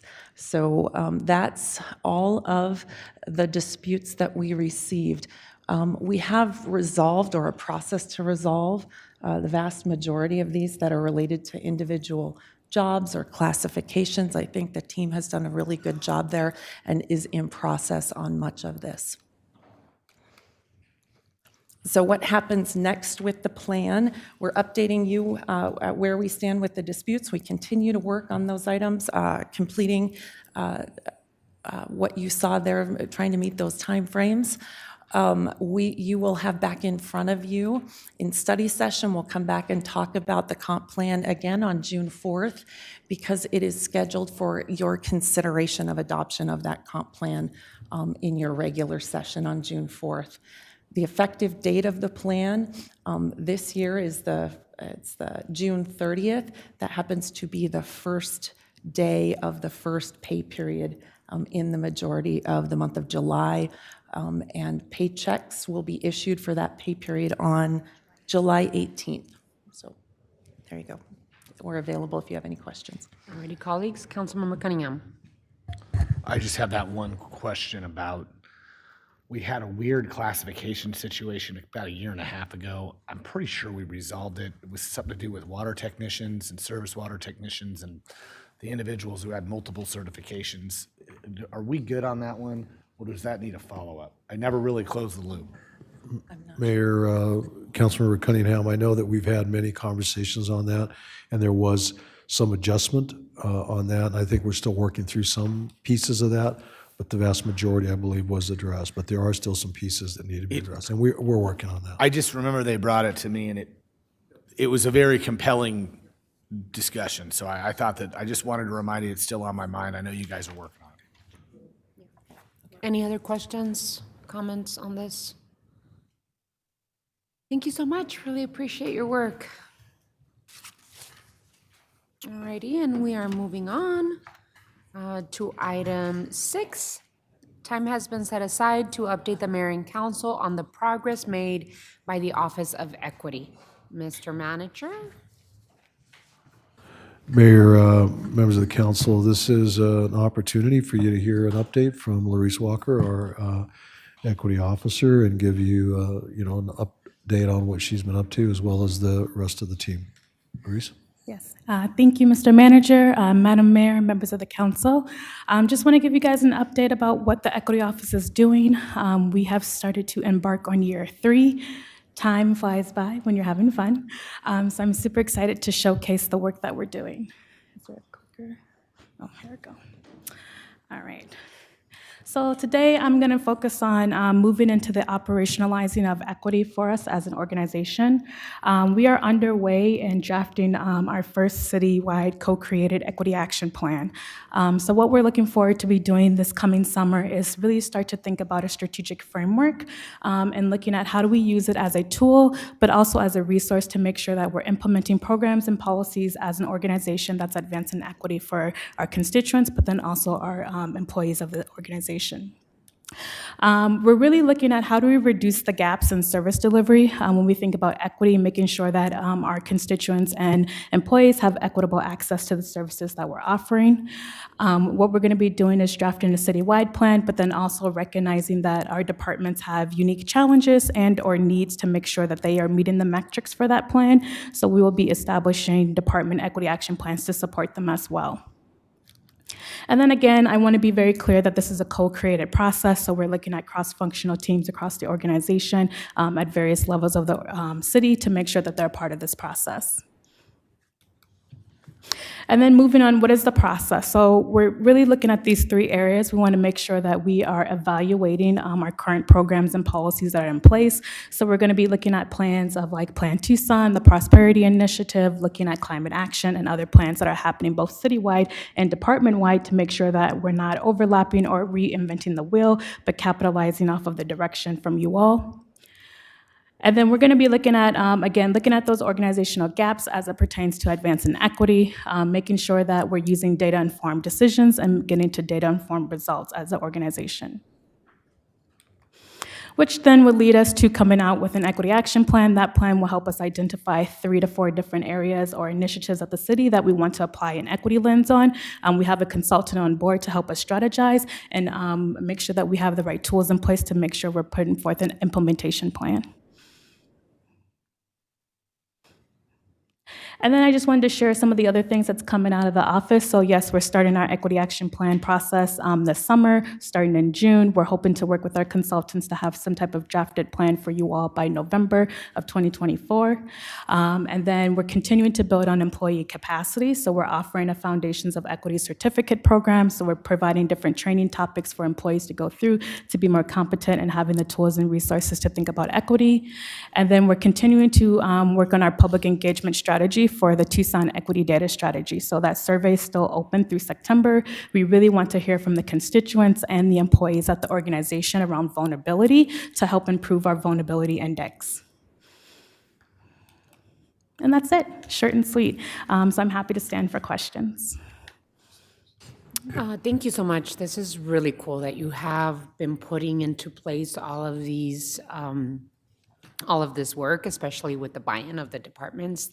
Really happy to see that. What are the challenges and successes that we have, both internally in terms of how our departments look and the representation in those departments? I know that there are that there are departments that it's hard to sometimes get women in. I'm thinking public safety, sometimes get communities of color in engineering. You know, what's the progress? What are the successes? And where are the pain points that we still need to work on internally and then externally in terms of services?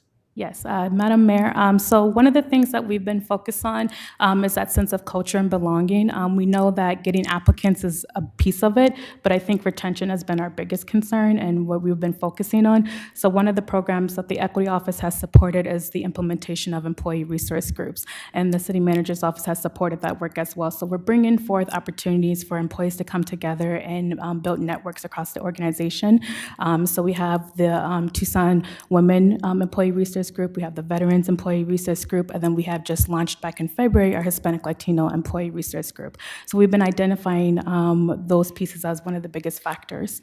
The other piece is we've been processing the new data from the job apps, and I know that we've transferred over to Workday, but we're still continuing to digest what does that demographic data look like for our organization, especially from a hiring practice of leadership, so supervisors and managers, and we're really trying to dissect that. So we're hoping to have some type of equity report on the workforce data in the next coming months. And then the other piece is the challenges really have been making sure that we're all on the same accord, and hopefully maybe using the equity action plan can be a piece of those tools to help us think about our workforce a little bit more strategically, and especially meet the unique challenges and needs that our departments have from a retention and recruitment process. Ready, any Councilmember Ulick? And just really briefly, I'm so excited for the presentation and for your good work. Thank you. And just in the last few years, as I've worked with the Medicaid system, I've had the privilege of working on cultural competency and health equity. And to me, this is it's just very encouraging to see this kind of data-driven focus. And there's just so much evidence that to move the needle on any social or economic issue, we have to improve cultural competency and close disparities. That's really the way to make progress for the entire community. And in the case of my recent work in the Medicaid membership, so I'm just really excited and look forward to the work ahead. Absolutely, thank you. Any others? All righty. Thank you so much. Really appreciate it. Look forward to your work ahead. All righty. So, what I'm going to do is take a break. We're going to take a little break, and then we're going to move into the RTA. I am not going to be able to continue. I have a family event that I have to attend to, so we're going to have the Vice Mayor finish the rest of the study session, and then we'll be able to move into the regular session as well. So thank you all so much, and let's take a bit of a break, maybe 5 minutes, and then come back and finish the rest of the agenda.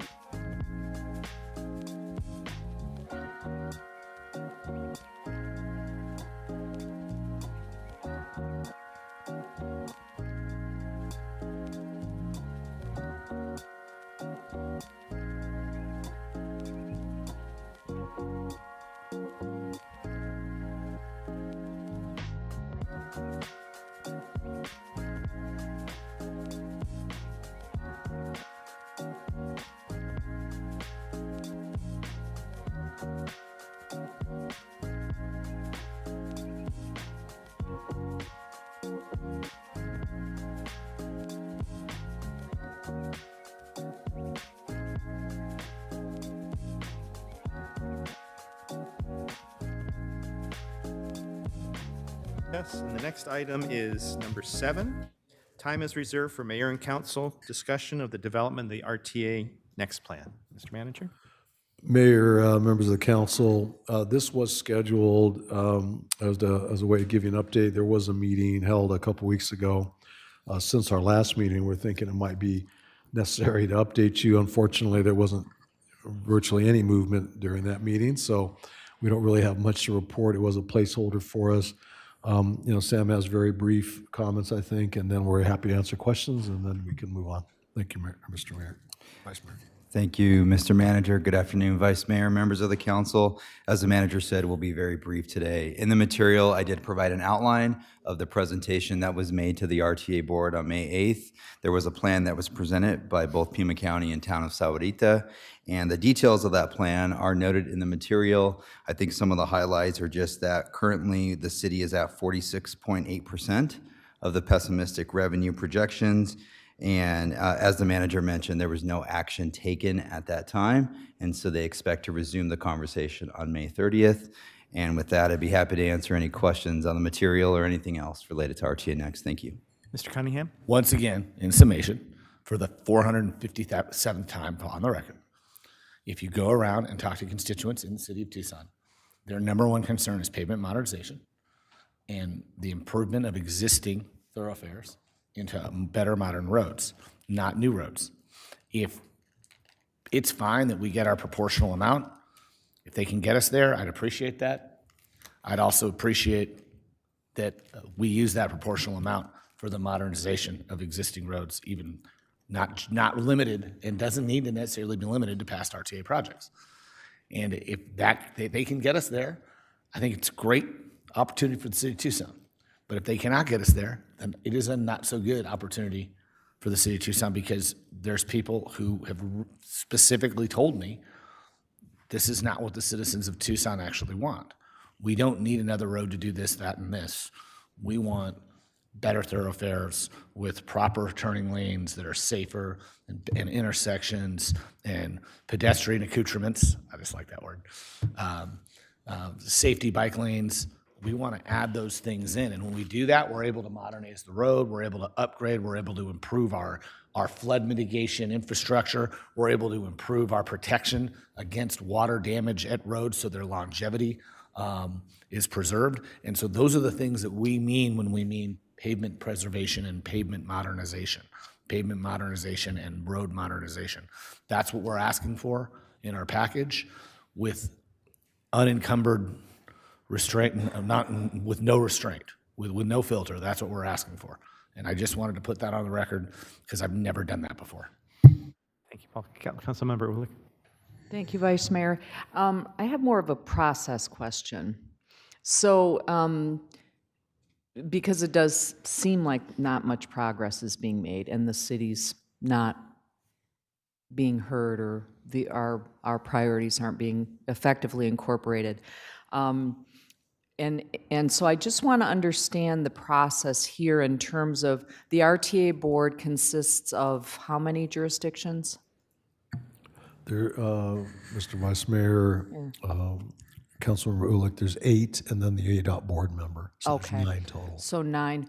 And the process is, in order to refer something to the ballot, the RTA board needs to vote on a plan that they would refer to the ballot. Vice Mayor, Councilmember Ulick, that's correct, but it's not just the plan, it's the actual ballot language. Okay. And so that's the process. What's the timeline? When's the latest date that the RTA board needs to vote and refer something with full ballot language, et cetera, to the ballot?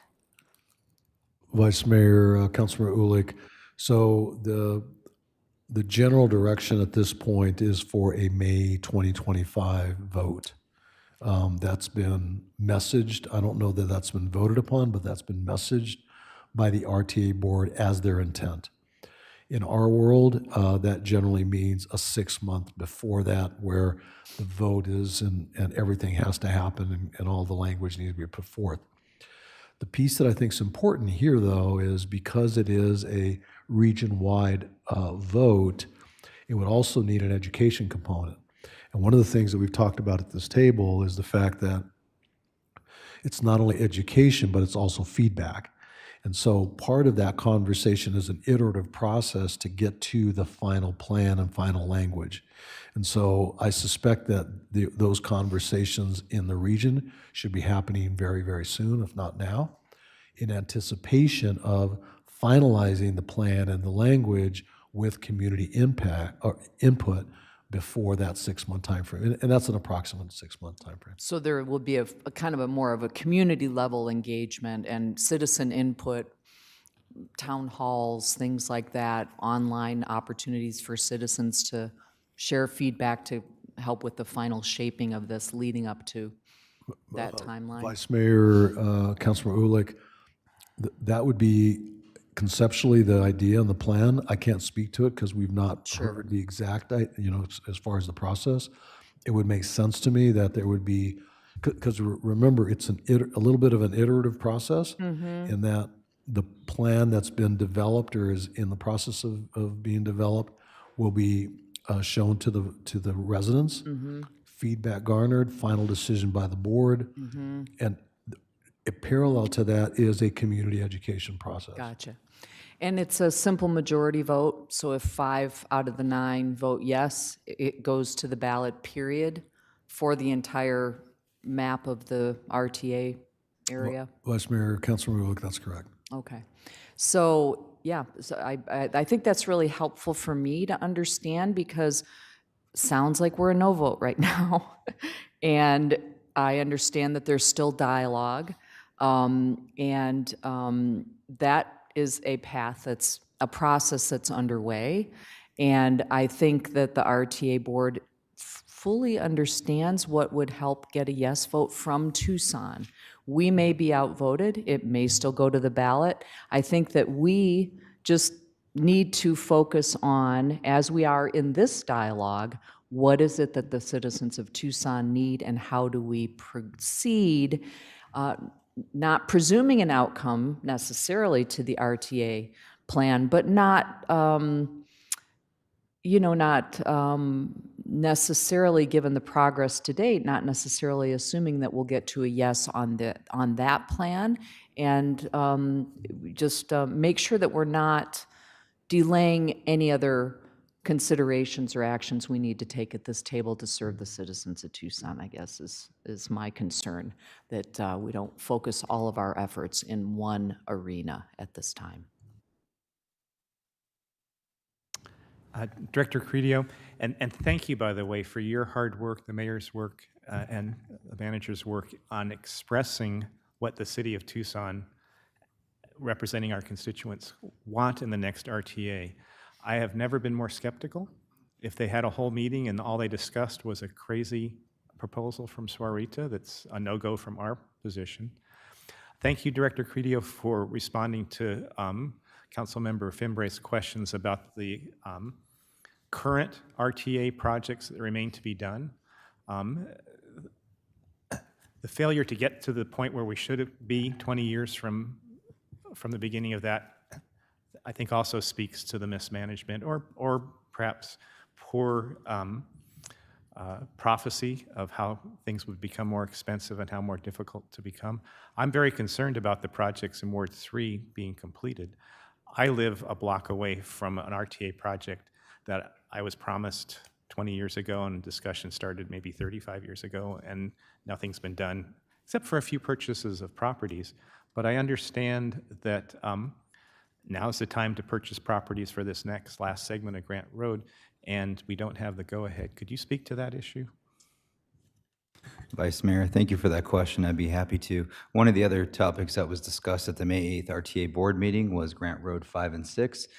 focusing especially on the right-of-way acquisition. In order to move forward with right-of-way acquisition on Grant Road 5 and 6, we do need an IGA amendment initiated by the RTA board to move forward, to authorize the dollars to move forward with the right-of-way acquisition. That project is at 90% plans. The first request for the right-of-way acquisition dollars, came in January of 2023. We're now in May of 2024, and we still have not been given the approval to move forward with right-of-way acquisition. That is essentially holding that project up because while we can complete the design plans, right-of-way acquisition is on the critical path to move that project forward. Thank you. Thank you. I didn't mean to interrupt your train of thought. It does occur to me, I know that if there were some provisions in the RTA language that indicated that if a jurisdiction failed to move a project forward, the RTA could go and step in and become the managing entity to see that project through. That came up with the Broadway corridor and a couple of other things. What are the implications to the city if there are projects incomplete at the end of RTA 1 that were in that ballot measure? Is there any implication or legal exposure or financial exposure for the city of Tucson? Councilmember Ulick, Vice Mayor, members of the council, I don't see any financial exposure to the city. I do think that questions will then need to be answered by the authority with respect to carrying out the intent of the voters in connection with the approval of the RTP. Any other questions or comments from members? Thank you, Manager. Thank you, Director Credio. That brings us to item 8. Time has been set aside for Mayor and Council to receive an update on state and national legislation and regional committees.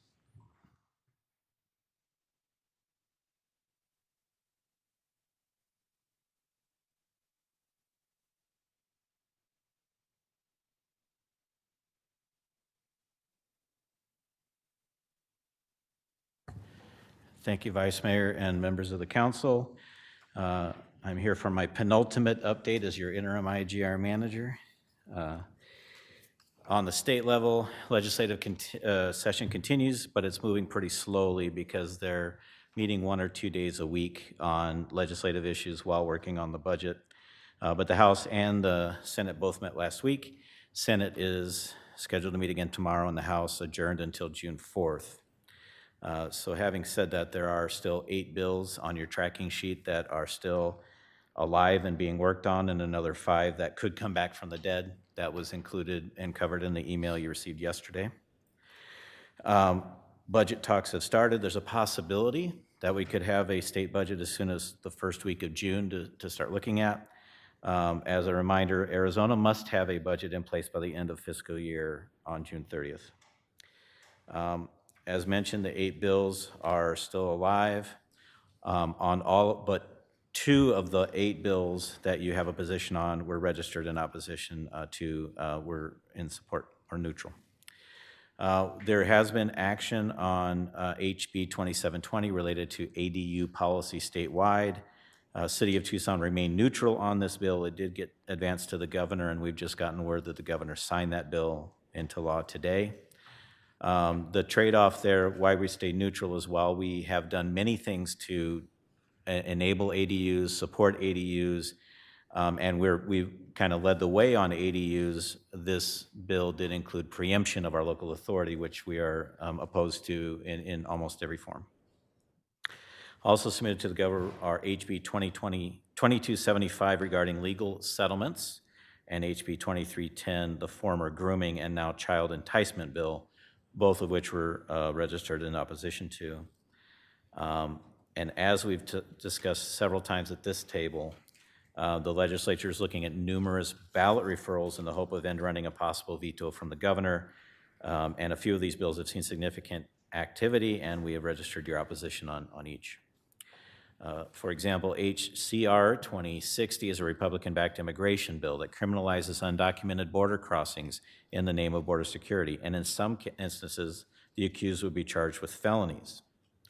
A recent amendment of the bill would include punishment for children who came to Arizona under the provisions of DACA. We do expect that language to be removed tomorrow from the Senate floor, but we are watching it very closely. If it passes the Senate tomorrow, the House will vote on it when it returns on June 4th.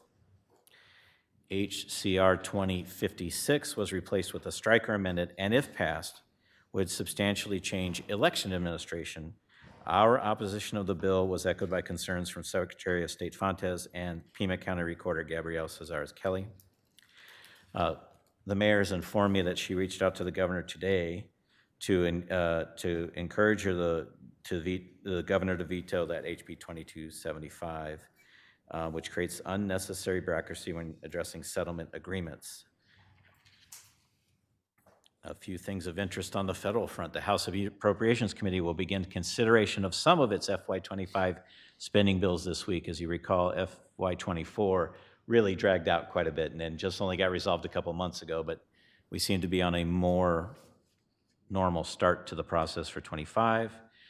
The House Appropriations Committee will begin, as I mentioned, consideration of some of the spending bills this week, and the Biden-Harris administration has announced a fast-track process to review asylum claims with a target goal of 6 months turnaround for single adults. And then finally, back on the state front, the WIFA Water Infrastructure Finance Authority, or WIFA Water Conservation Grant Fund, the last of the $200 million of water conservation grants were awarded this last week. Staff of the City of Tucson submitted numerous applications, and not that we keep score, and it's really not my place to say, but yeah, if you were going to pick a winner, you'd probably pick the City of Tucson. Those projects are in Tucson Water. They're in parks. They're in housing and community development. There's just a wide variety of things, almost twice as much as the next highest city of Phoenix. With that, I'll be glad to take any of your questions. Go ahead, Paul. So the big one here is that they've got these very well-intended housing ordinances for cities, and they want to require us to change our zoning laws so they can, no matter what, we can permit townhomes. The problem is that no one's going to build any because there's a liability post-construction attached to townhomes that they passed. That's the biggest barrier we have to middle housing, which we need, which a city at our size, at our stage of its life, if you want to consider us. I mean, some cities are 3,000 years old. Our city's probably about 200, maybe a little less. But the bottom line is we're a middle-level city, and we are experiencing that transition. And we've had some changes, especially in the Broadway and Speedway corridor over the last decade, where some of the attitudes have changed. And different neighbors are coming forward. Some of them identify themselves as YIMBYs. Some of them identify themselves as housing progressives. But whatever it is, they're right about one thing, and that is if we want to increase density in there, we have to have different options that pencil out. The problem is that when you go to the groups and the firms that actually build this stuff, they'll tell you that one of the reasons that townhomes and condos are not built in the state of Arizona is because once the construction is done, the construction company is on the hook for any problems in an individual condo that are damaged. And what happens is that if something is found defective in one condo, as consumer protection requires, they have to go and inspect every other condo and every townhome. Now, I'm not saying that that's not a good thing, but what I'm saying is that type of liability insurance they have to carry ends up not allowing some of these projects to pencil. And one thing I'll tell you about townhomes is they're great starter homes. That was the first house I purchased was a townhome. Bought it as is for $64,000. But the bottom line is that I think that townhomes and vertical townhomes, 3-level row houses, are opportunities for us where we can build quality homes, quality starter homes for folks in the density areas and bring that density up. But we're not even allowed to build them. Now, we've got 4 bills in here that they've come up with that say, hey, we're going to make you change your zoning laws so that people can have middle housing. Well, that doesn't really help us because we can give all the zoning ever, but the project still isn't going to pencil. No one's going to want to build them because of this liability thing. So I'd ask our incoming Tim Tomier to, we're bringing on Andres, is that who we're bringing on? Well, that's one of the bills we should probably start working on for next year. I think we can cooperate with some of our local entities, including the chamber, and work both sides of the aisle. I think it's an actual bipartisan solution that makes sense rather than trying to mandate cities on their zoning. And if we can figure out a way to give some relief for builders on townhomes and middle housing, some of these other bills trying to mandate what cities do and how communities conduct themselves won't be necessary. So I just wanted to put all that out there today because we've been kind of dancing around this for a while. And at the end of the day, some of the vertical housing products that go 2-3 stories with the limited parking on the bottom, but walkability, where it's a 2 adult home, but a one vehicle family, that's the type of city we're going to have. That's the type of city we want. And if we want to build that type of product along these corridors, we have to get around the state law that's making it cost prohibitive. That's more important than, Sonny Borelli telling everybody we have to change our zoning. And all respect to Representative Borelli, but that's my point. Any other comments?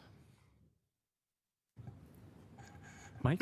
Just an update, Governor Hobbs did in fact veto H 2275 relating to the settlement agreement requirements.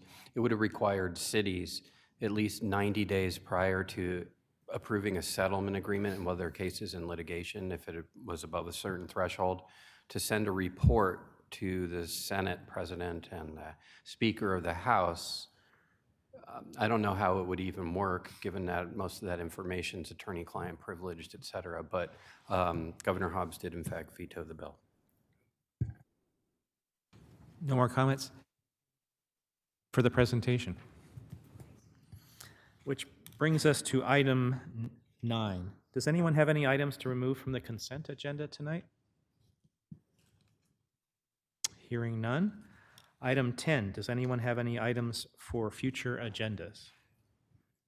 Hearing none. Study session is adjourned. Oh, I'm sorry. Hold on. Richard? Yeah, I talked to Mike Rankin about putting the smoke shops back on the agenda. And for next month. Mike, when are you gonna be available to do that? Councilmember Fimbres, what I'd want to do is talk with you about what you want the scope of that item to look like, since we did amend the codes with respect to the smoke shops earlier. So I'll give you a call, and then we can shape that item and pick a date to put it on, if that works for you. That worked for me, thank you. Thank you. Thank you, Richard. Thank you, Mike.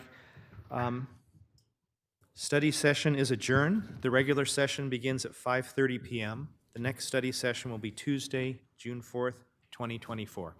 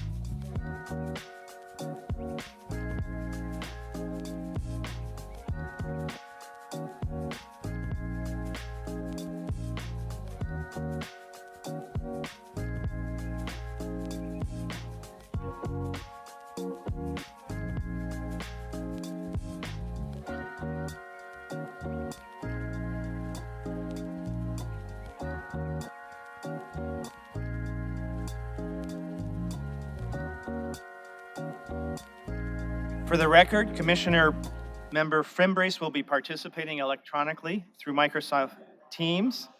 The Board of Commissioners of the City of Tucson Public Housing Authority will stand in session. Roll call. Commissioner Santa Cruz, Here. Commissioner Cunningham, Commissioner Dahl, Here. Commissioner Lee, absent excused, Absent excused. Commissioner Fimbres, Here. Commissioner Ulick. Thank you. Item 2. Excuse me. I'm frozen. Okay. Appointment of Crystal Martin to the Board of Commissioners for the Public Housing Authority Commission Resolution number PHA 2024-30. City Manager's PHA Communication Number 4 dated May 21 is received into and made part of the record. Ms. Clerk, you are requested to read Resolution PHA 2024-30 by number and title only.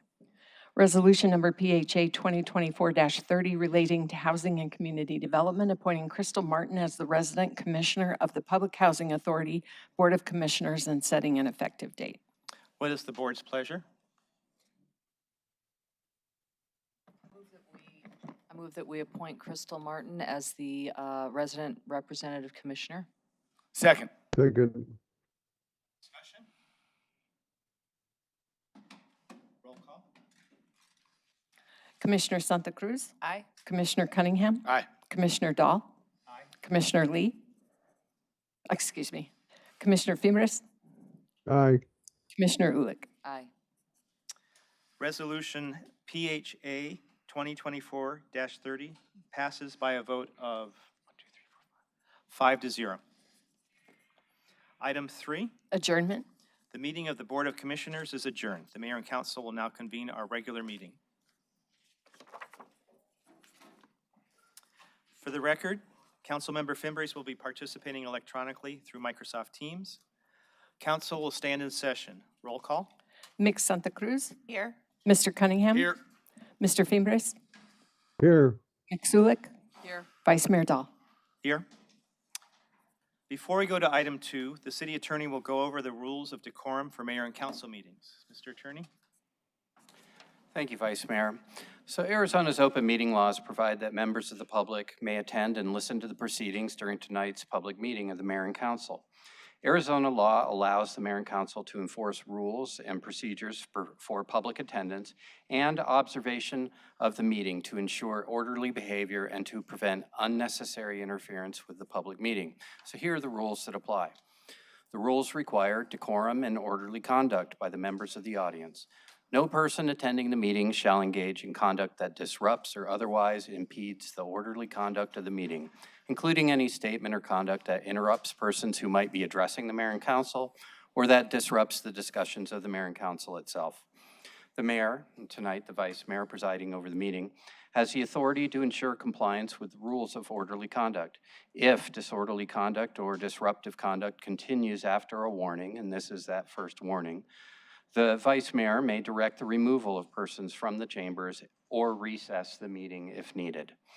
If disruptive behavior makes it necessary to clear the chambers, the persons who disrupted the meeting will not be allowed to return to the chambers for the remainder of tonight's meeting.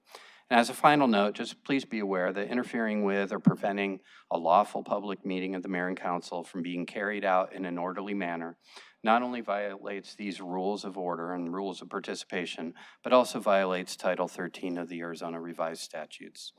In short, persons who comply with the rules and don't disrupt the meeting will be able to attend and listen to tonight's proceedings, but persons who disrupt or interfere with the meeting are subject to removal. Thank you, Mr. Rankin. Item 2. Invocation, Pledge of Allegiance, and appointments to boards, committees, and commissions. The invocation tonight will be given by Pastor Larry Munguia, the Sober Project. After the invocation, I ask that you remain standing for the Pledge of Allegiance. Excuse me. Well, good afternoon, City Council. I gotta say hello, Miss Karen. We go way back in the old Meth Free Alliance days, and did a lot from this city. So I saw you coming back. I was grateful to come and personally say thank you for what you've done, and thank you for what you're gonna do for all of you. So I'm here to pray. So if you're so inclined, bow your heads. Lord, we thank you for this time. And I ask you, and my hope is that each and every man, woman, and leader in this city council would come to you for advice, for peace, for wisdom in their home life, in their private life, and in their spiritual life, and in their life as a representative, as a leader of Tucson, Arizona. Lord, I ask you to bless this city, for it's an old city, and it's been in this valley where lives have been changing for many generations. My ancestors' bones are buried in this valley. I'm a proud native Tucsonan. So Lord, hear our prayers and hear our cries. Let this city be a shining jewel in your crown. Shine your glory. In your name we pray. Amen. I pledge allegiance to the flag of the United States of America and to the republic for which it stands, one nation, under God, indivisible, with liberty and justice for all. Thank you, guys. God bless. Take care. Thank you.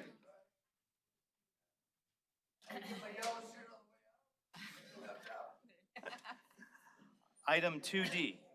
Appointments to boards, committees, and commissions. City Manager's Communication Number 143, dated May 21, is received into and made part of the record. May I have a motion to approve the appointments in the report? So moved. Is there a second? Second, Your Honor. All in favor, say aye. Aye. Any opposed? Motion carries. For the people who are being appointed, I want to thank you for your willingness to serve the city. Are there any personal appointments to be made at this time? Hearing none, item 3. Mayor and council report summary of current events. City Manager's Communication Number 131, dated May 21, is received into and made part of the record. This time has been scheduled to allow members of the mayor and council to report on current events. These are to be current events of activities within the community, not positions, statements on policy issues. Does any council member have anything to report at this time? I do, Madam Mayor, Mr. Mayor. Thank you, Councilmember Fimbres. Let's start with you. Hey, Mr. Vice Mayor, I would like to congratulate our 2020-24 high school and college graduates. Their hard work and dedication have paid off. Very proud of you guys. Do the best of luck and you move to the next chapter of your lives. Education is the key to success. Monday, May 20th, my staff and I attended the meet and greet with the new U of A football coach, Brent Brennan, our new athletic director, Desiree Reed, Franciscosa at American Eat Company. Very happy for them, and I know they will lead our amazing athletes to great success. We're down to Go Wildcats. I want to thank Mike Ortega and his wife Pat, Councilwoman Lane Santa Cruz, Monica Preto, and Mike Silva from TPD also attending. Appreciate all their help. Friday, May 24th, my staff and I will be delivering letters, cards, and letters that students at our local schools wrote to the Veterans Hospital to honor our Memorial Day. Great way for our students to honor the sacrifice that our brave servicemen and women have made for our country. We thank all the schools that participated. Memorial Day is May 27th this year. This is a day in which we remember our brave servicemen and women who lost their lives in their line of duty. Our thoughts and prayers that go out to their who lost their loved one. Thank you for their service. Thank you, Mike Paul Cunningham, and Mickey Lee for the service to our country too. That's all I got, Mr. Vice Mayor. Thank you, Councilmember Fimbers. Let's just go down the line. Councilmember Santa Cruz. Yes, thank you, Vice Mayor. On Saturday, May 25th, from 8 a.m. to 12 p.m., Mission Garden is having a free archaeology day. Alan DeNoyer of Archaeology Southwest will be doing their hands-on archaeology program. It allows kids of all ages to try out fascinating ancient technologies like pinch pots, pendants, and cordage. Location will be at 946 West Mission Lane. On Friday, May 31st, from 6 to 8:15 p.m., Ward 1 and Fuga will be hosting our monthly Bicicleteada del Sur ride. There are free Tugo bikes available with the reservation. The location is the El Pueblo Center at 101 West Irvington Road on the north parking lot. And then finally, just a reminder that our Ward 1 office offers free basic bike repair on the first and third Monday of the month. This is made possible because it's sponsored by Fuga.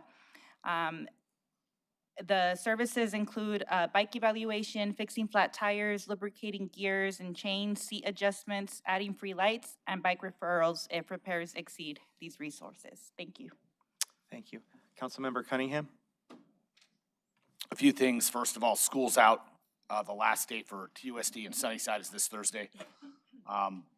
This last day of school is even more meaningful to me. So as everyone knows, for the most part, city council is a part-time job, but the voters have made it a full-time job. So Thursday's my last day of teaching. I'll be dedicating my time to the city council. I hope my staff doesn't get tired of me. I really want to talk about Casa Molina. It's on East Speedway. It's just outside of Ward 2, but I grew up right there. It's slated for demolition. The business had been in business since 1947. Its latest operator, Gilbert, was my classmate from 2nd grade through 8th grade, and then in high school we've competed against each other in basketball. There's been a little bit of discussion about the bull and the bullfighter statue that's been outside. I'm actually organizing a community effort to move it to possibly Trail Dust Town or the rodeo grounds. I think it's a good place for it to end up. It's a kind of a historical and iconic structure. I've been in touch with the folks that helped move the Tiki Hut from Magic Carpet Golf to downtown, and so I think there's a way to do it, and we're going to work really hard to at least preserve the bull and the matador statue at Casa Molina. The other piece is that this weekend was the 8/8 Crime Awards. I want to give a big, so there's 5 major awards, and TPD swept 3 of the 5. The most outstanding team is actually our Operations Division's Midtown for Tucson Police Department, so they won. The Squad of the Year was TPD Homicide, which is one of the best closure rates in the state right now for homicide units. And most importantly, the Officer of the Year was Tucson Police Department's own Frank Landholm, who I think deserves a round of applause. He was named Officer of the Year in Southern Arizona.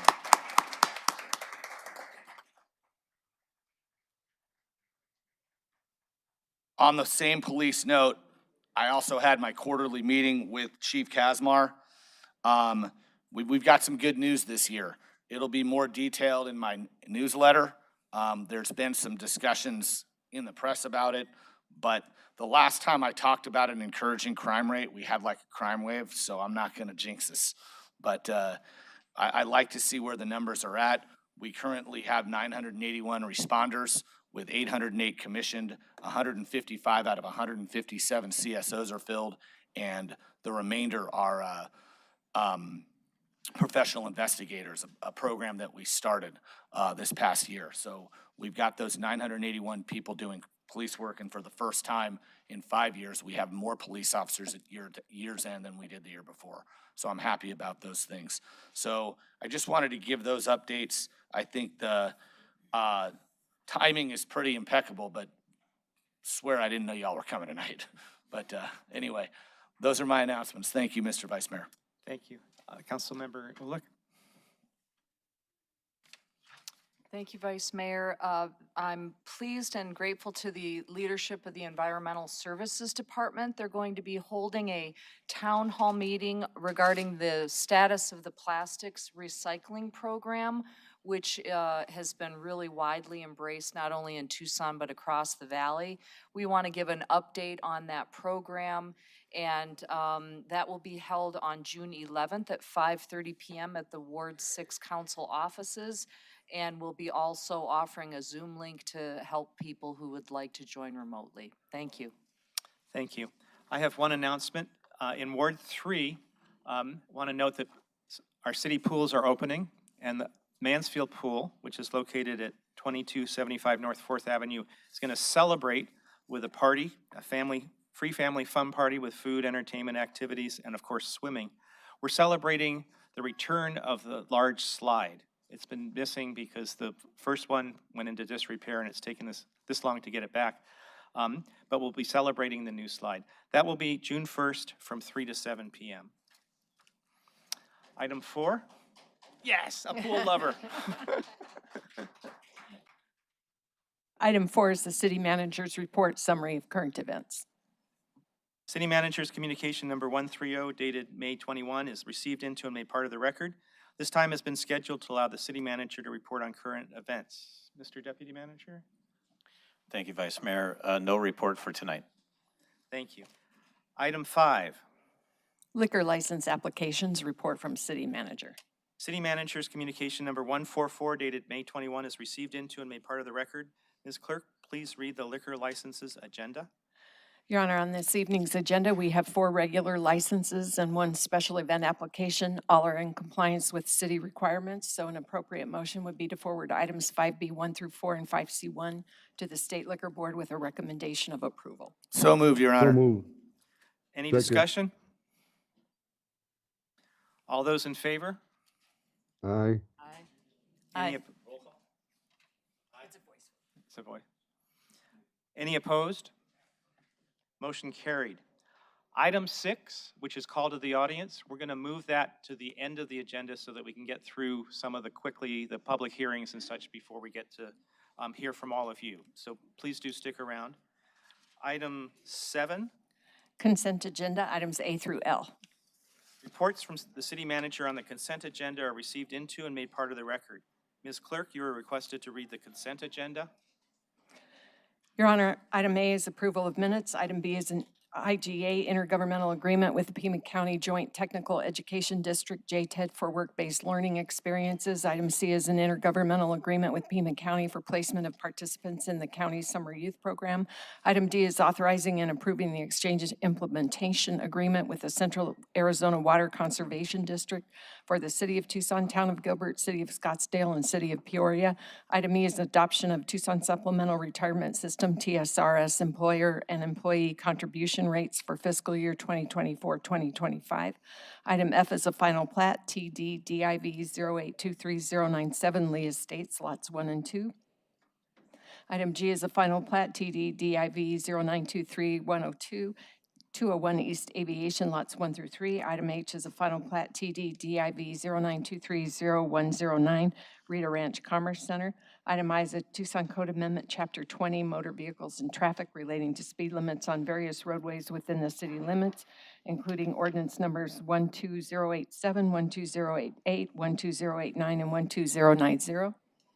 Item J is a Downtown Tucson Enhanced Municipal Services Improvement District, the bid, approving the Downtown Tucson Partnership Annual Work Plan and Budget for fiscal year 2025. Item K is an intergovernmental agreement, IGA renewal with Northwest Fire District for the City of Tucson Public Communications Department, PSCD, to provide dispatch services. Item L is an intergovernmental agreement, IGA, with the Arizona Department of Public Safety for anti-human trafficking funds. May I have a motion, please? Your Honor, I move that we pass all the items on the consent agenda. Second. Second. Roll call? Mr. Cunningham? Aye. Mick Santa Cruz? Aye. Mr. Fimbres?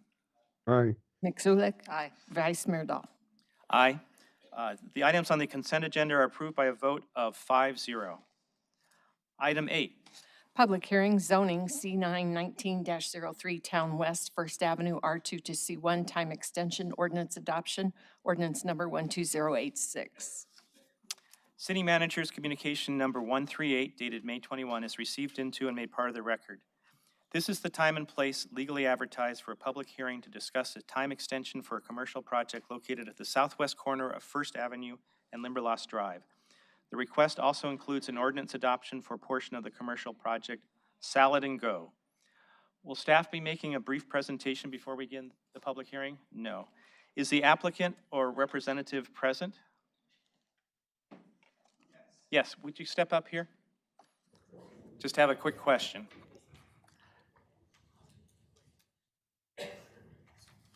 So the next one over. I don't know why we have that one there. That doesn't work. I'm going to add the amendment that you sent us. Are you agreeable to the proposed requirements? Yes. Okay, thank you. This public hearing is scheduled to last for no more than 1 hour. Speakers are limited to 5-minute presentations. Are there any speaker cards? No, Your Honor. Is there anybody in the audience that would like to speak to this matter? Okay. Your Honor, I move we close the public hearing. Second. Second. All in favor? Aye. The public hearing is closed. Ms. Clerk, you are required, you are required to read ordinance 12086 by number and title only. Ordinance number 12086 relating to zoning, amending zoning district boundaries in the area located at the southwest corner of First Avenue and Limberlost Drive, parcel 105-13-053A in case C9-1903, R2 to C1, and setting an effective date. I'm going to ask for a motion that passes ordinance number 1286 with one small amendment to replace item 6 in the attachment to read, a masonry wall at least 6 feet high shall be constructed along or as close as possible all property lines adjacent to residential zoning or uses and may be constructed in phases to parallel development of parcels. So moved, Your Honor. Second. Thank you. Discussion? I just want to say thank you for trying for this for 5 years and now looking like you might be at the finish line. Any other discussion? Roll call. Vice Mayor, just want to make sure for the record that the representative of the applicant is accepting of the changed condition. Yes. Thank you. Thank you, Mr. Attorney, and thank you. Roll call. Mr. Cunningham? Aye. Mick Zulick? Aye. Mick Santa Cruz? Aye. Mr. Fimbres? Aye. Vice Mayor Dahl? Aye. Motion passes by a vote of 5-0. Item 9. Public hearing, zoning, TP MOD 1123-027 Drexel Apartments, 2000 East Drexel, C2, major change preliminary development plan and change of conditions, ordinance adoption, ordinance number 12085.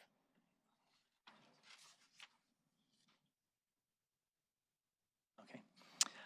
City Manager's Communication Number 137 dated May 21 is received into and made part of the record. And I just want to remind everybody to follow the decorum instructions that Mr. Rankin read out earlier today. This is the time and place legally advertised for a public hearing to modify the last approved preliminary development plan and rezoning conditions. The applicant is requesting to change the last approved land use from personal self-storage to a multifamily residential for a proposed apartment project. The site is southeast of the Campbell Avenue and Drexel Road intersection. Will staff be making a brief presentation before we begin? No. Is the applicant or representative present? You would come up to the microphone.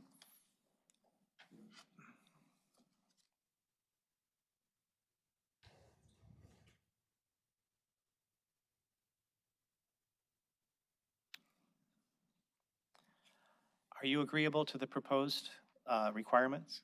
Yes. Thank you. This public hearing is scheduled to last for no more than 1 hour. Speakers are limited to 5-minute presentations. Do we have any speaker cards? No, Your Honor. Is there anybody in the audience who would care to speak? Okay. I move we close the public hearing. Second. Second. All those in favor? Aye. Aye. The public hearing is closed. Ms. Clerk, you were requested to read ordinance 12085 by number and title only. Ordinance number 12085 relating to zoning, amending ordinance 11215 relating to zoning conditions in the area located at the southeast corner of Campbell Avenue and Drexel Road in case TP MOD 1123-027, Drexel multifamily apartments, and setting an effective date. Councilmember Fimbres? So moved. Second. Discussion? Roll call. Mr. Fimbres? Aye. Mixulic? Aye. Mr. Cunningham? Mix Santa Cruz? Aye. Vice Mayor Dahl? Aye. Thank you. Thank you. Item 10. Public hearing, allocation of additional revenue generated by Proposition 101 half-cent transaction privilege tax or public safety projects, resolution number 23770. City Manager's Communication Number 147 dated May 21 is received into and made part of the record. This is the time and place legally advertised for a public hearing regarding the allocation of additional revenues generated by the Proposition 101 half-cent transaction privilege tax for public safety projects. Will the staff be making a short presentation? No? The public hearing is scheduled to last for no more than 1 hour. Speakers are limited to 5-minute presentations. Are there any speaker cards? No, Your Honor. Okay. Is there anybody in the audience who would care to speak to this issue? No? If not, may I have a motion? So moved. Close the public hearing. Ms. Clerk, you were requested to read Resolution 23770 by number and title only. Resolution number 23770 relating to finance and public safety, acting on recommendation of Public Safety Tax Oversight Commission to amend Public Safety Improvements Plan and allocate additional revenue to police and fire facilities projects and declaring an emergency. I thought we did. Oh, did we not close the public hearing? Yes, we did. We did. We did. What's the council's pleasure? Your Honor, I move we pass and adopt 23770. Second. Discussion? Yes, Your Honor, this is a really good move. We had a 5-year sales tax that benefited public safety, and it generated more revenue than we thought. So what we're doing is designating it for public safety, which we absolutely should. This resolution is required through truth and taxation laws. That's why we're doing it. Thank you. Any other discussion? Roll call? Mix Santa Cruz? Aye. Mixulic? Aye. Mr. Cunningham? Aye. Mr. Fimbres? Aye. Vice Mayor Dahl? Aye. Resolution 23770 passes by a vote of 5-0. Item 11. Public hearing, Housing and Urban Development CDBG Price Funding Application, Resolution number 23769. City Manager's Communication Number 145 dated May 21 is received into and made part of the record. This is the time and place legally advertised for a public hearing regarding the submission of the CDBG price funding application on behalf of the City of Tucson. Well, staff will be making a presentation. Thank you. Director Ann Chineka. Thank you, Vice Mayor Dahl. Good evening, council members. I'll give a very short overview of the draft price grant proposal that is currently posted for public comment and is the subject of this public hearing. PRICE is a new grant program by the U.S. Department of Housing and Urban Development and focuses on improving mobile and manufactured housing. There are lots of reasons why we're really hoping to be successful with this grant, including the high number of manufactured homes in the region and the extreme heat we experience that can create unsafe conditions in some of these homes. While manufactured housing is not an inherently insecure form of housing, the age and condition of many of these units, as well as the divided ownership structure of some of them, impacts low-income families in our community. These are the primary challenges our grant activities are focused on addressing. So in this grant proposal, we're applying for $22.5 million to focus on 4 key activities: conversion of 2 mobile home parks to resident-owned communities. Second is rehabilitation and/or replacement of manufactured homes with a strong emphasis on climate resiliency and adaptation improvements. Third is legal aid and eviction prevention. And fourth is targeted and Spanish language outreach. We've identified 4 target areas for this grant. City of Tucson is the lead applicant, and we have several other partners included on this grant. So thanks for your time this evening, and I'm here if there are questions. Thank you, Ann. This public hearing is scheduled to last for no more than 1 hour. Speakers are limited to 5-minute presentations. We have 1 speaker. Please come forward when I call your name and make your presentation. State your name, whether you live in the city, and who you are representing, if anybody, and whether or not you're a paid speaker. The one card we have is Carol Judd. Carol, are you in the audience? Please step up to the microphone. Thank you, Vice Mayor and City Council. As you said, I'm Carol Judd. I'm here representing AMHO, which stands for Arizona Association of Mobile Home and Park Model Owners. We represent we're all volunteers with the association, and we represent the folks who live in manufactured home communities. We own our homes but lease the land. I'd be very appreciative to spend some more time with Ann and learn more about the program outside of this meeting. We represent approximately 400,000 or more homes in mobile home parks, manufactured home park communities in Arizona. We represent the Residential Landlord and Tenant Act, and I'm the Director of Education for this association. And our goal is for educating all of the residents, and according to the Residential Landlord Tenant Act in law, in Title 33 of the Arizona Revised Statutes, requires the education of park managers. Currently, we are also facing increasing rents by primarily corporations, nationwide corporations, without regard to the residents in the communities who are largely retirees, low income, fixed income. I'm a retiree as such, and at my age, I'm 77, my income earning potential is little to none to increase my retirement pension ability. So therefore, my income is fixed, as are many of the others who are veterans, World War II veterans, some World War I veterans, some folks who are existing on meager Social Security alone. So we're desperately concerned about raising rents without regard to the residents' ability to pay. We are looking forward to rent stabilization of some sort. If it could only be tied to the COLAs, the cost of living increases on Social Security would be a big help. So in closing, manufactured home communities and those for park model homes are the only last bastion of affordable housing in the country, let alone Arizona.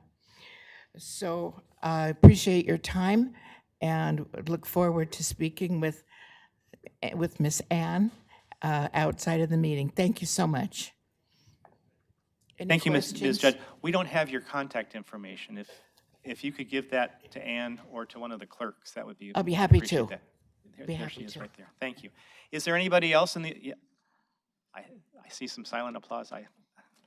Yeah, this is important stuff. Is there anybody else in the audience who would like to speak at this public hearing? Your Honor, I move we close the public hearing. Second.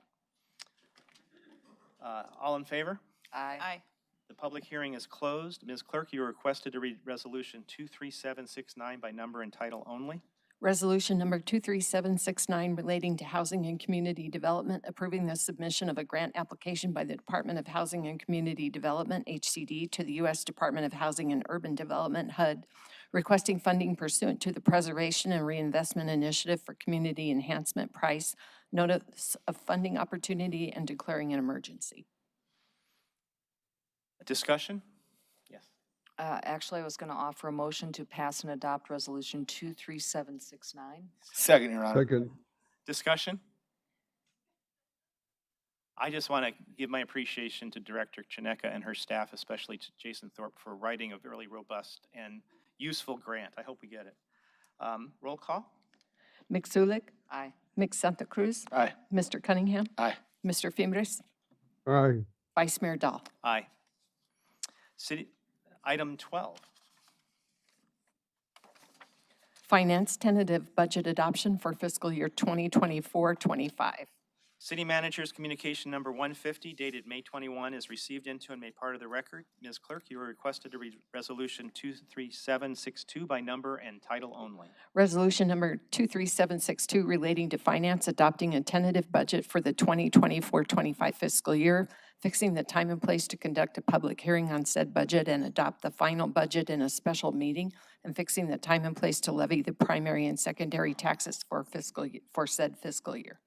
What is the council's pleasure? Vice Mayor, I move that we pass and adopt Resolution 23762. Second. Any discussion? Roll call. Mixulic? Aye. Mr. Fimbres? Aye. Mix Santa Cruz? Aye. Mr. Cunningham? Aye. Mr. Dahl? Aye. Resolution 23762 passes by a vote of 5-0, which brings us back to item 6. Call to the audience. Ms. Clerk, do you have any announcements? Yes, Your Honor, at this time, the public is allowed to address the mayor and council on any issue except for items scheduled for a public hearing at this meeting. Please make sure you have read the information on the back of the speaker's card you turned in before making your presentation, and that you have filled out the speaker's card completely. You may not be called upon if the card is incomplete. Speakers are limited to 3-minute presentations. If called upon and you do not wish to speak, please let the vice mayor know, and he'll move on to the next person on the list. The rules do not allow speakers to grant their time to another person on their behalf. Pursuant to the Arizona Open Meeting Law, individual council members may ask the city manager to review the matter, ask that the matter be placed on a future agenda, or respond to criticism by speakers. However, the mayor and council may not discuss or take legal action on any matters raised during call to the audience. Thank you. Thank you. I'm going to read 2 names just so that the next person can be prepared, because oftentimes there's applause and you can't hear the second name. Our first speaker is going to be Paul Parisi. The second will be Gabriel Nadales, and I apologize if I'm mispronouncing your name. Paul? Members of the council, I'm Paul Parisi. I'm the Arizona Grassroots Director for the national organization Our America. And I'm Could you be Excuse me. closer to the mic? Yeah. Can I start over? Okay. I'm Paul Parisi. I'm the Arizona Grassroots Director of the national organization Our America. And I'm an Arizona resident. And first, I want to congratulate Karen Ulich to be back on council. I'm really glad that the mayor and council appointed you to be back. And I want to thank the council for supporting the police. I know it's a really tough time with the budget and all that, but there are priorities, and crime is the most pressing issue in our country.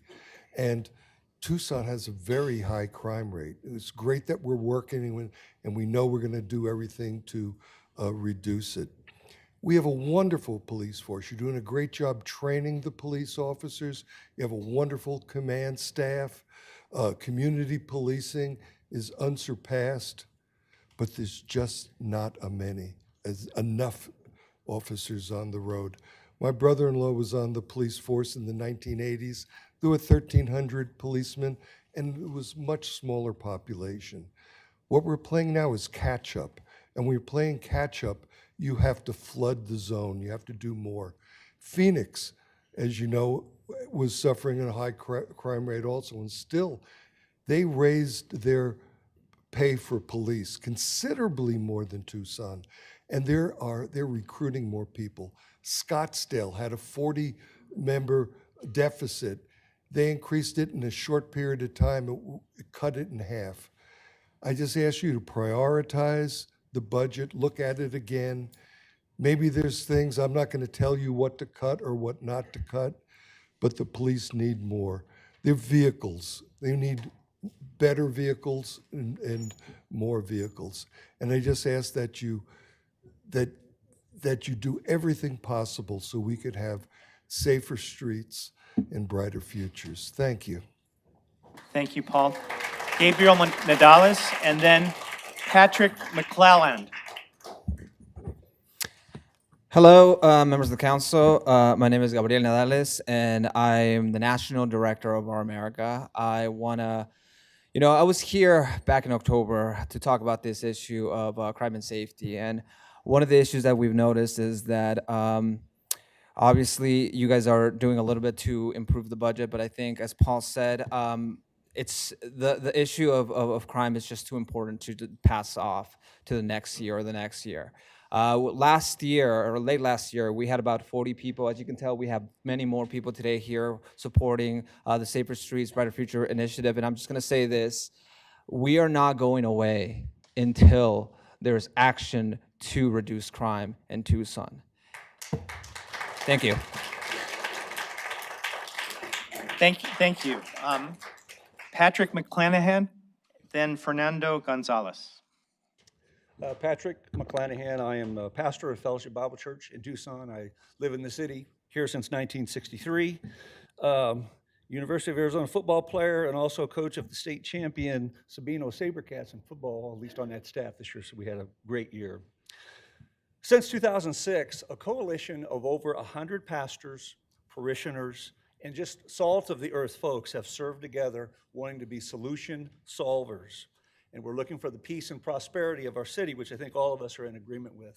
So we've hosted in the past events like Hope Fest, the Gospel Rescue Mission Center of Opportunity, Serve the City Day, Community Renewal right here on 5th and 2nd, does micro loans for people in need, just to name a few. And you see by the numbers, we are a collective group of advocates.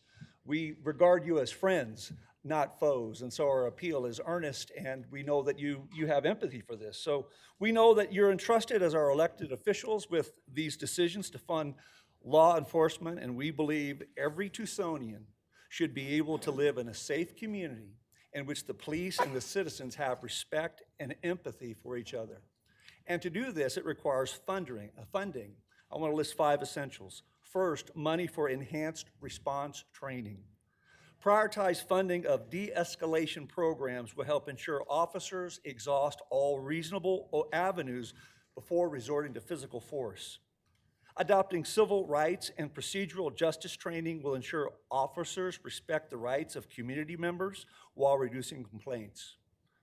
Second, increasing the numbers of police officers. We all know that more officers result in fewer crimes, but also tuition assistance, educational incentives will recruit new officers and sustain existing ones. More need for money there. 3, adopting pro-community involvement increases non-enforcement engagement, like at our school at Sabino, having a student resource officer as an advocate, as a friend, makes a huge difference in the perception of young people toward police officers. 4, reinforcing transparency and accountability. I've lived here since 1963. I don't think I've ever seen a finer chief than Chief Kazmar. His officers and his staff score high marks in all respects in all these reports. And 5th, increased officer pay and modernizing equipment will attract and retain qualified candidates. Establishing competitive pay with Pima County will attract more qualified candidates. Modernizing all vehicular equipment with new police cars and essential safety gear will strengthen their potential. So we just respectfully encourage the city council to take one more deep dive and look hard at this city budget and just ensure their best to make sure that we have new vehicles and safety gear, and which will be one small step for the city council, but we'll all win in the end with one giant leap of good government for our community. Thank you. Thank you. Fernando Gonzalez, then it will be Tracy Tolan. Good afternoon, Mayor and Council. Thank you for the opportunity to speak, and thank you very much for your service. I'm a resident of the city of Tucson for approximately 50 years. You know, the scripture tells us that we must pray for those who are in government. It's not a suggestion, it's a mandate. So we do pray for your protection, not only your protection, but the protection of your families as well. And I want to, I don't know if she remembered me, Kara Ulick. We served on the board for Primavera and Travelers Aid Society. So it's good to see you. I want to say, you know, that besides praying for you for protection, we also pray for you for wisdom. The type of government that we have here in the city of Tucson is a direct result of the decisions that are made in this chamber. It's no secret that we have issues here in the city of Tucson, that a lot of things are plaguing our city, and it's a domino effect. You know, the open border policy has created a drug problem here. We're so close to the border. A drug problem here in the city of Tucson with fentanyl coming in through our borders. Plus, you know, the legalization of marijuana, which we didn't learn anything from Colorado because they're a perfect example of what not to do. And unfortunately, all this kind of coincidentally coincided.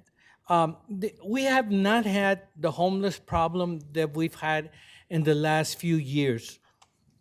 There's camps all over the place. Anywhere you look, there's garbage, there's trash, everything that's going on. Unfortunately, this drug addiction problem that we have also creates homelessness.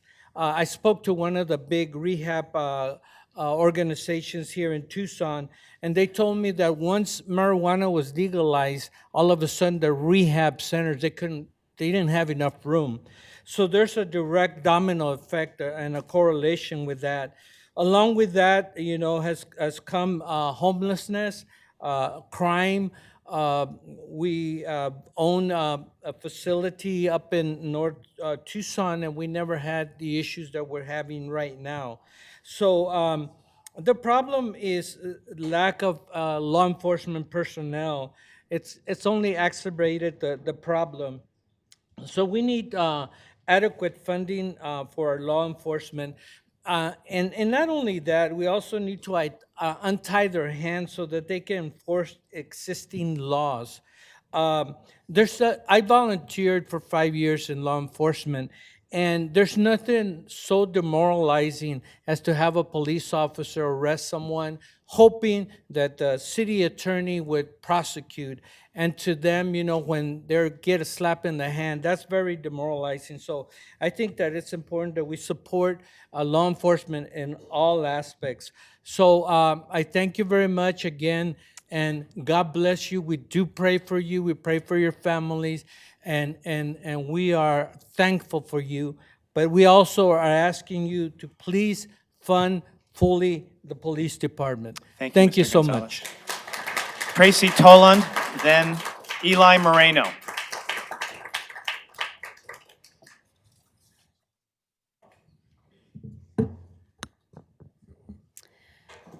Okay. For the past few years, my family has been struggling with the homelessness crisis.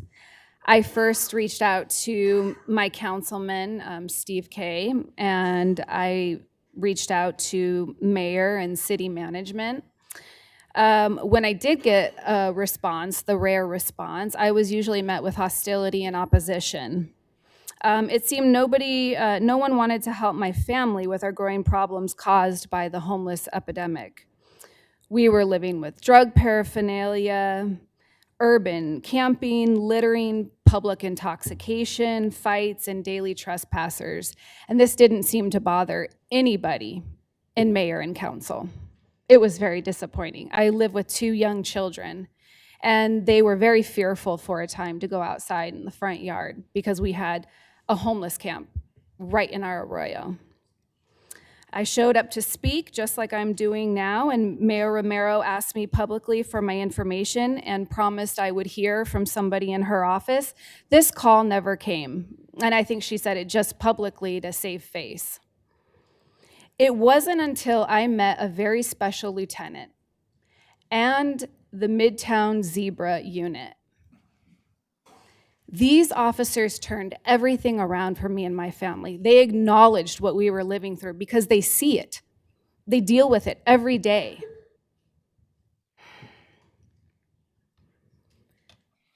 They did what this group of impotent city officials and politicians could not do.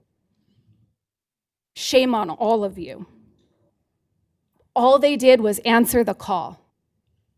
They stepped up to the plate and wanted to help me and my family. They took me seriously. They ensure that the public and my family had a safe environment that we're entitled to. We're all entitled to that. You see, bad politicians work for their own interest. You work for your friends in high places. You answer the calls of your donors, mutual interest groups, but the police answer every call. They answer every call.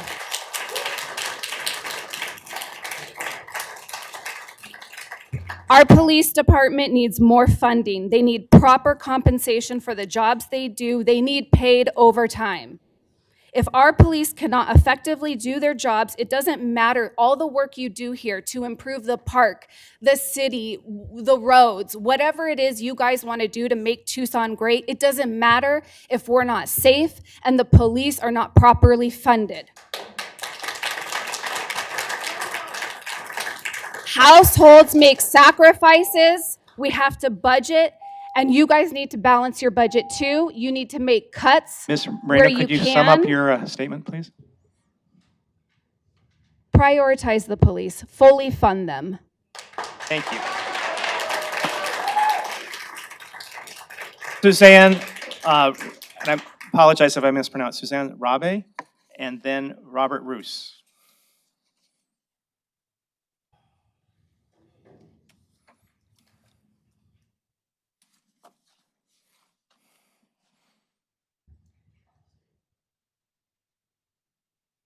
Is this the one? That's the one. Yeah, the other one, I don't know why it's there, but I don't have a yellow shirt. I'm not talking about crime, so I feel a little out of place. Hi. we hear it all. Go ahead. I bet. Good evening, Vice Mayor, council members, and also the city staff. My name is Suzanne Rabe, and I am a longtime 50-year resident of Tucson. I support generous city investment in parks and in pools, in libraries and rec centers. The reason I do that is because it's a matter of fairness and equity. Our city's first priority should be our children, and specifically children from lower income families. This evening, I would like to speak about city pools.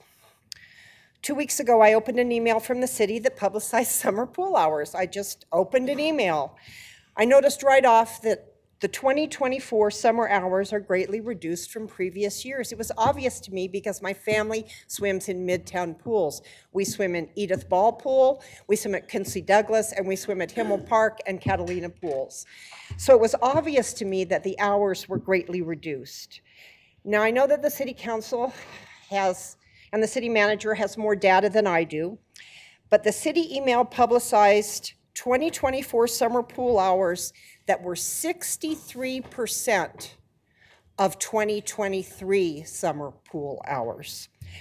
I think we can all agree that last pool's hours were not ideal either, and yet we have reduced them to 63%.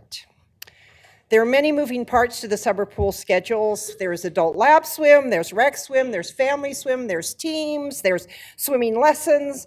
Lifeguards and staff have to be recruited, trained, and supervised and scheduled. But you know what? Aquatics, the aquatics department has done a phenomenal job in the last 2 years of securing an abundance of lifeguards. I believe we have 320 this year as opposed to 250 last year, although I might be off on those numbers a little bit, but I think that's pretty much accurate. And we also have dealt with pool infrastructure. Our pools are safer, and money has gone into making them safer and more viable for a vibrant swim program. So we should have been full set this summer for a full season of swimming for children, Tucson children and youth. Unfortunately, the pool schedule doesn't reflect this. My understanding, it's entirely a budget issue. With a 37% reduction in pool access during the blistering Tucson heat, the city is simply not prioritizing swimming and children. I'd like to make a few observations about this. It's super complicated.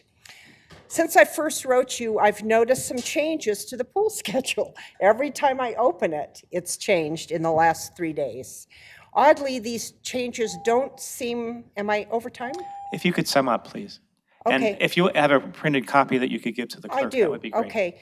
But these changes don't seem to increase the hours for swimming. Instead, they change the days and the times. They shuffle things around. For instance, a weekday was added to Edith Park Pool, but they took away a weekday. They took away all children swimming on the weekend at Archer Pool. Thank you. If you could hand that in. Thank you very much. I urge the City Council to equitably and fairly prioritize children by allocating a larger budget to city pools. Thank you. Thank you. We'll copy that and everyone will get it. Suzanne, Suzanne, I just wanted to let you know we had a discussion about that in study session today, so we're working on that right now. Robert Royce, then William Cleveland. I'm Robert Royce. Our city's Jefferson Party petition for recognition in next year's elections is printed and is being circulated. And with that in mind, I've been laying out the principles that the party is being founded on. I've covered the second paragraph, the liberal side of Mr. Jefferson, in the last 2 meetings, and today I'm covering his conservative side, the third paragraph. Let us then with courage and confidence pursue our own federal and Republican principles, our attachment to union and representative government, kindly separated by nature and a wide ocean from the exterminating havoc of 1/4 of the globe, too high-minded to endure the degradations of the others, possessing a chosen country with room enough for our descendants to the 1,000th and 1,000th generation, entertaining a due sense of our equal right to the use of our own faculties, to the acquisition of our own industry, to honor and confidence from our fellow citizens resulting not from birth, but from our actions in their sense of them. Enlightened by a benign religion, professed in deed and practice in various forms, yet all of them inculcating honesty, truth, temperance, gratitude, and the love of man. Acknowledging and adoring and overruling providence, which by all its dispensations proves that it delights in the happiness of man here and his greater happiness hereafter. With all these blessings, what more is necessary for us to be a happy and a prosperous people? But one thing more, fellow citizens, a wise and frugal government, which shall restrain men from injuring one another, shall leave them otherwise free to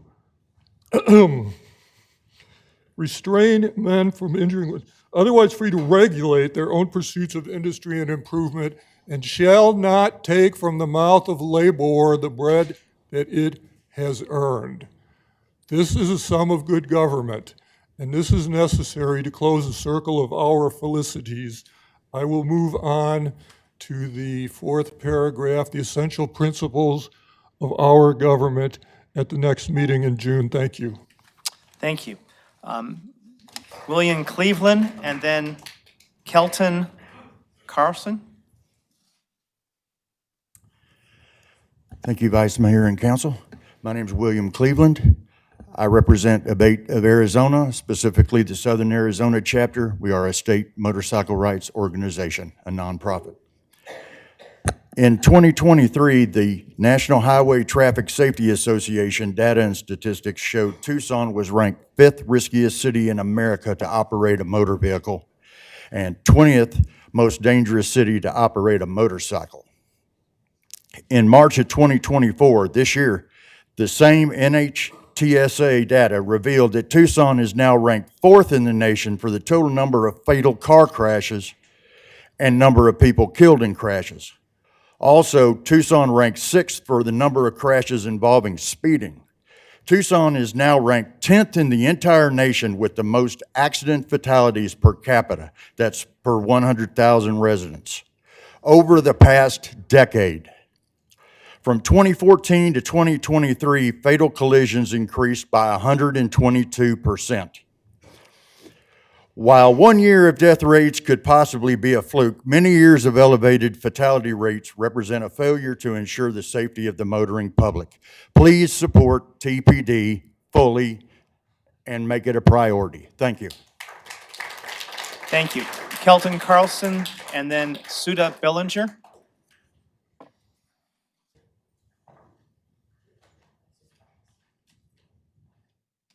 Hello, I'm very disappointed that Regina isn't here, but maybe you can talk about it over coffee. I have come here after reading an incredibly important book, La Calle by Lydia Ortero. I think everyone in this room should read it, and those sitting before us should read again if they already have. This book is about gentrification. This book is about displacement of people. This book is also about action and resistance from our community in Tucson.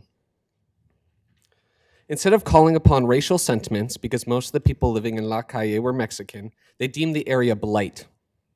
What this blight actually was were just people's belongings and homes they and their ancestors constructed to survive. I bring this to you out of my anger and frustration with this council and the city. It is clear to me that we are experiencing the same thing that happened 60 years ago. We are again seeing displacement of people from their communities, destruction of their homes, and places that they've found respite at.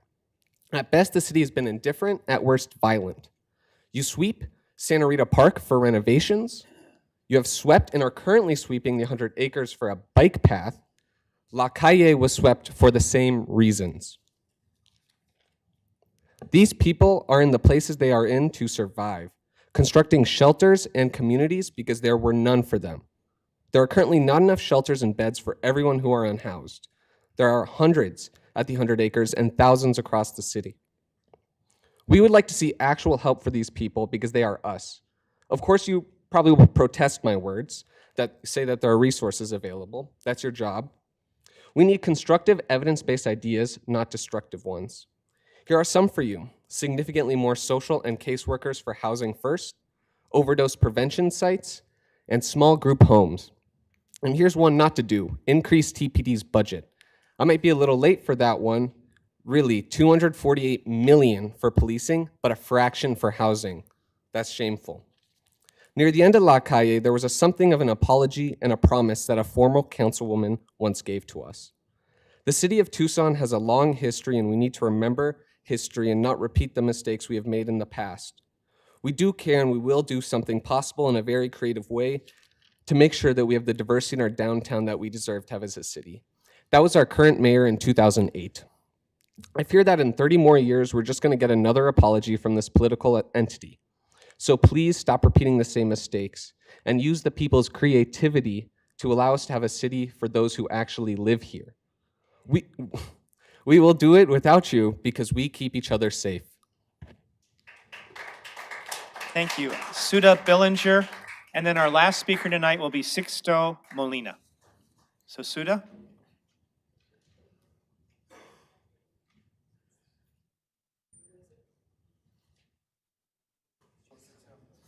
Suda Bollinger?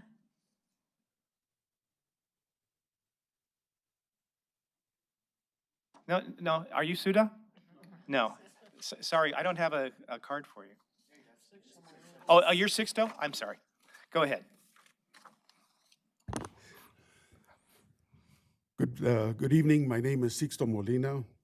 I'm a former law enforcement officer, 25 years with Tucson Police Department.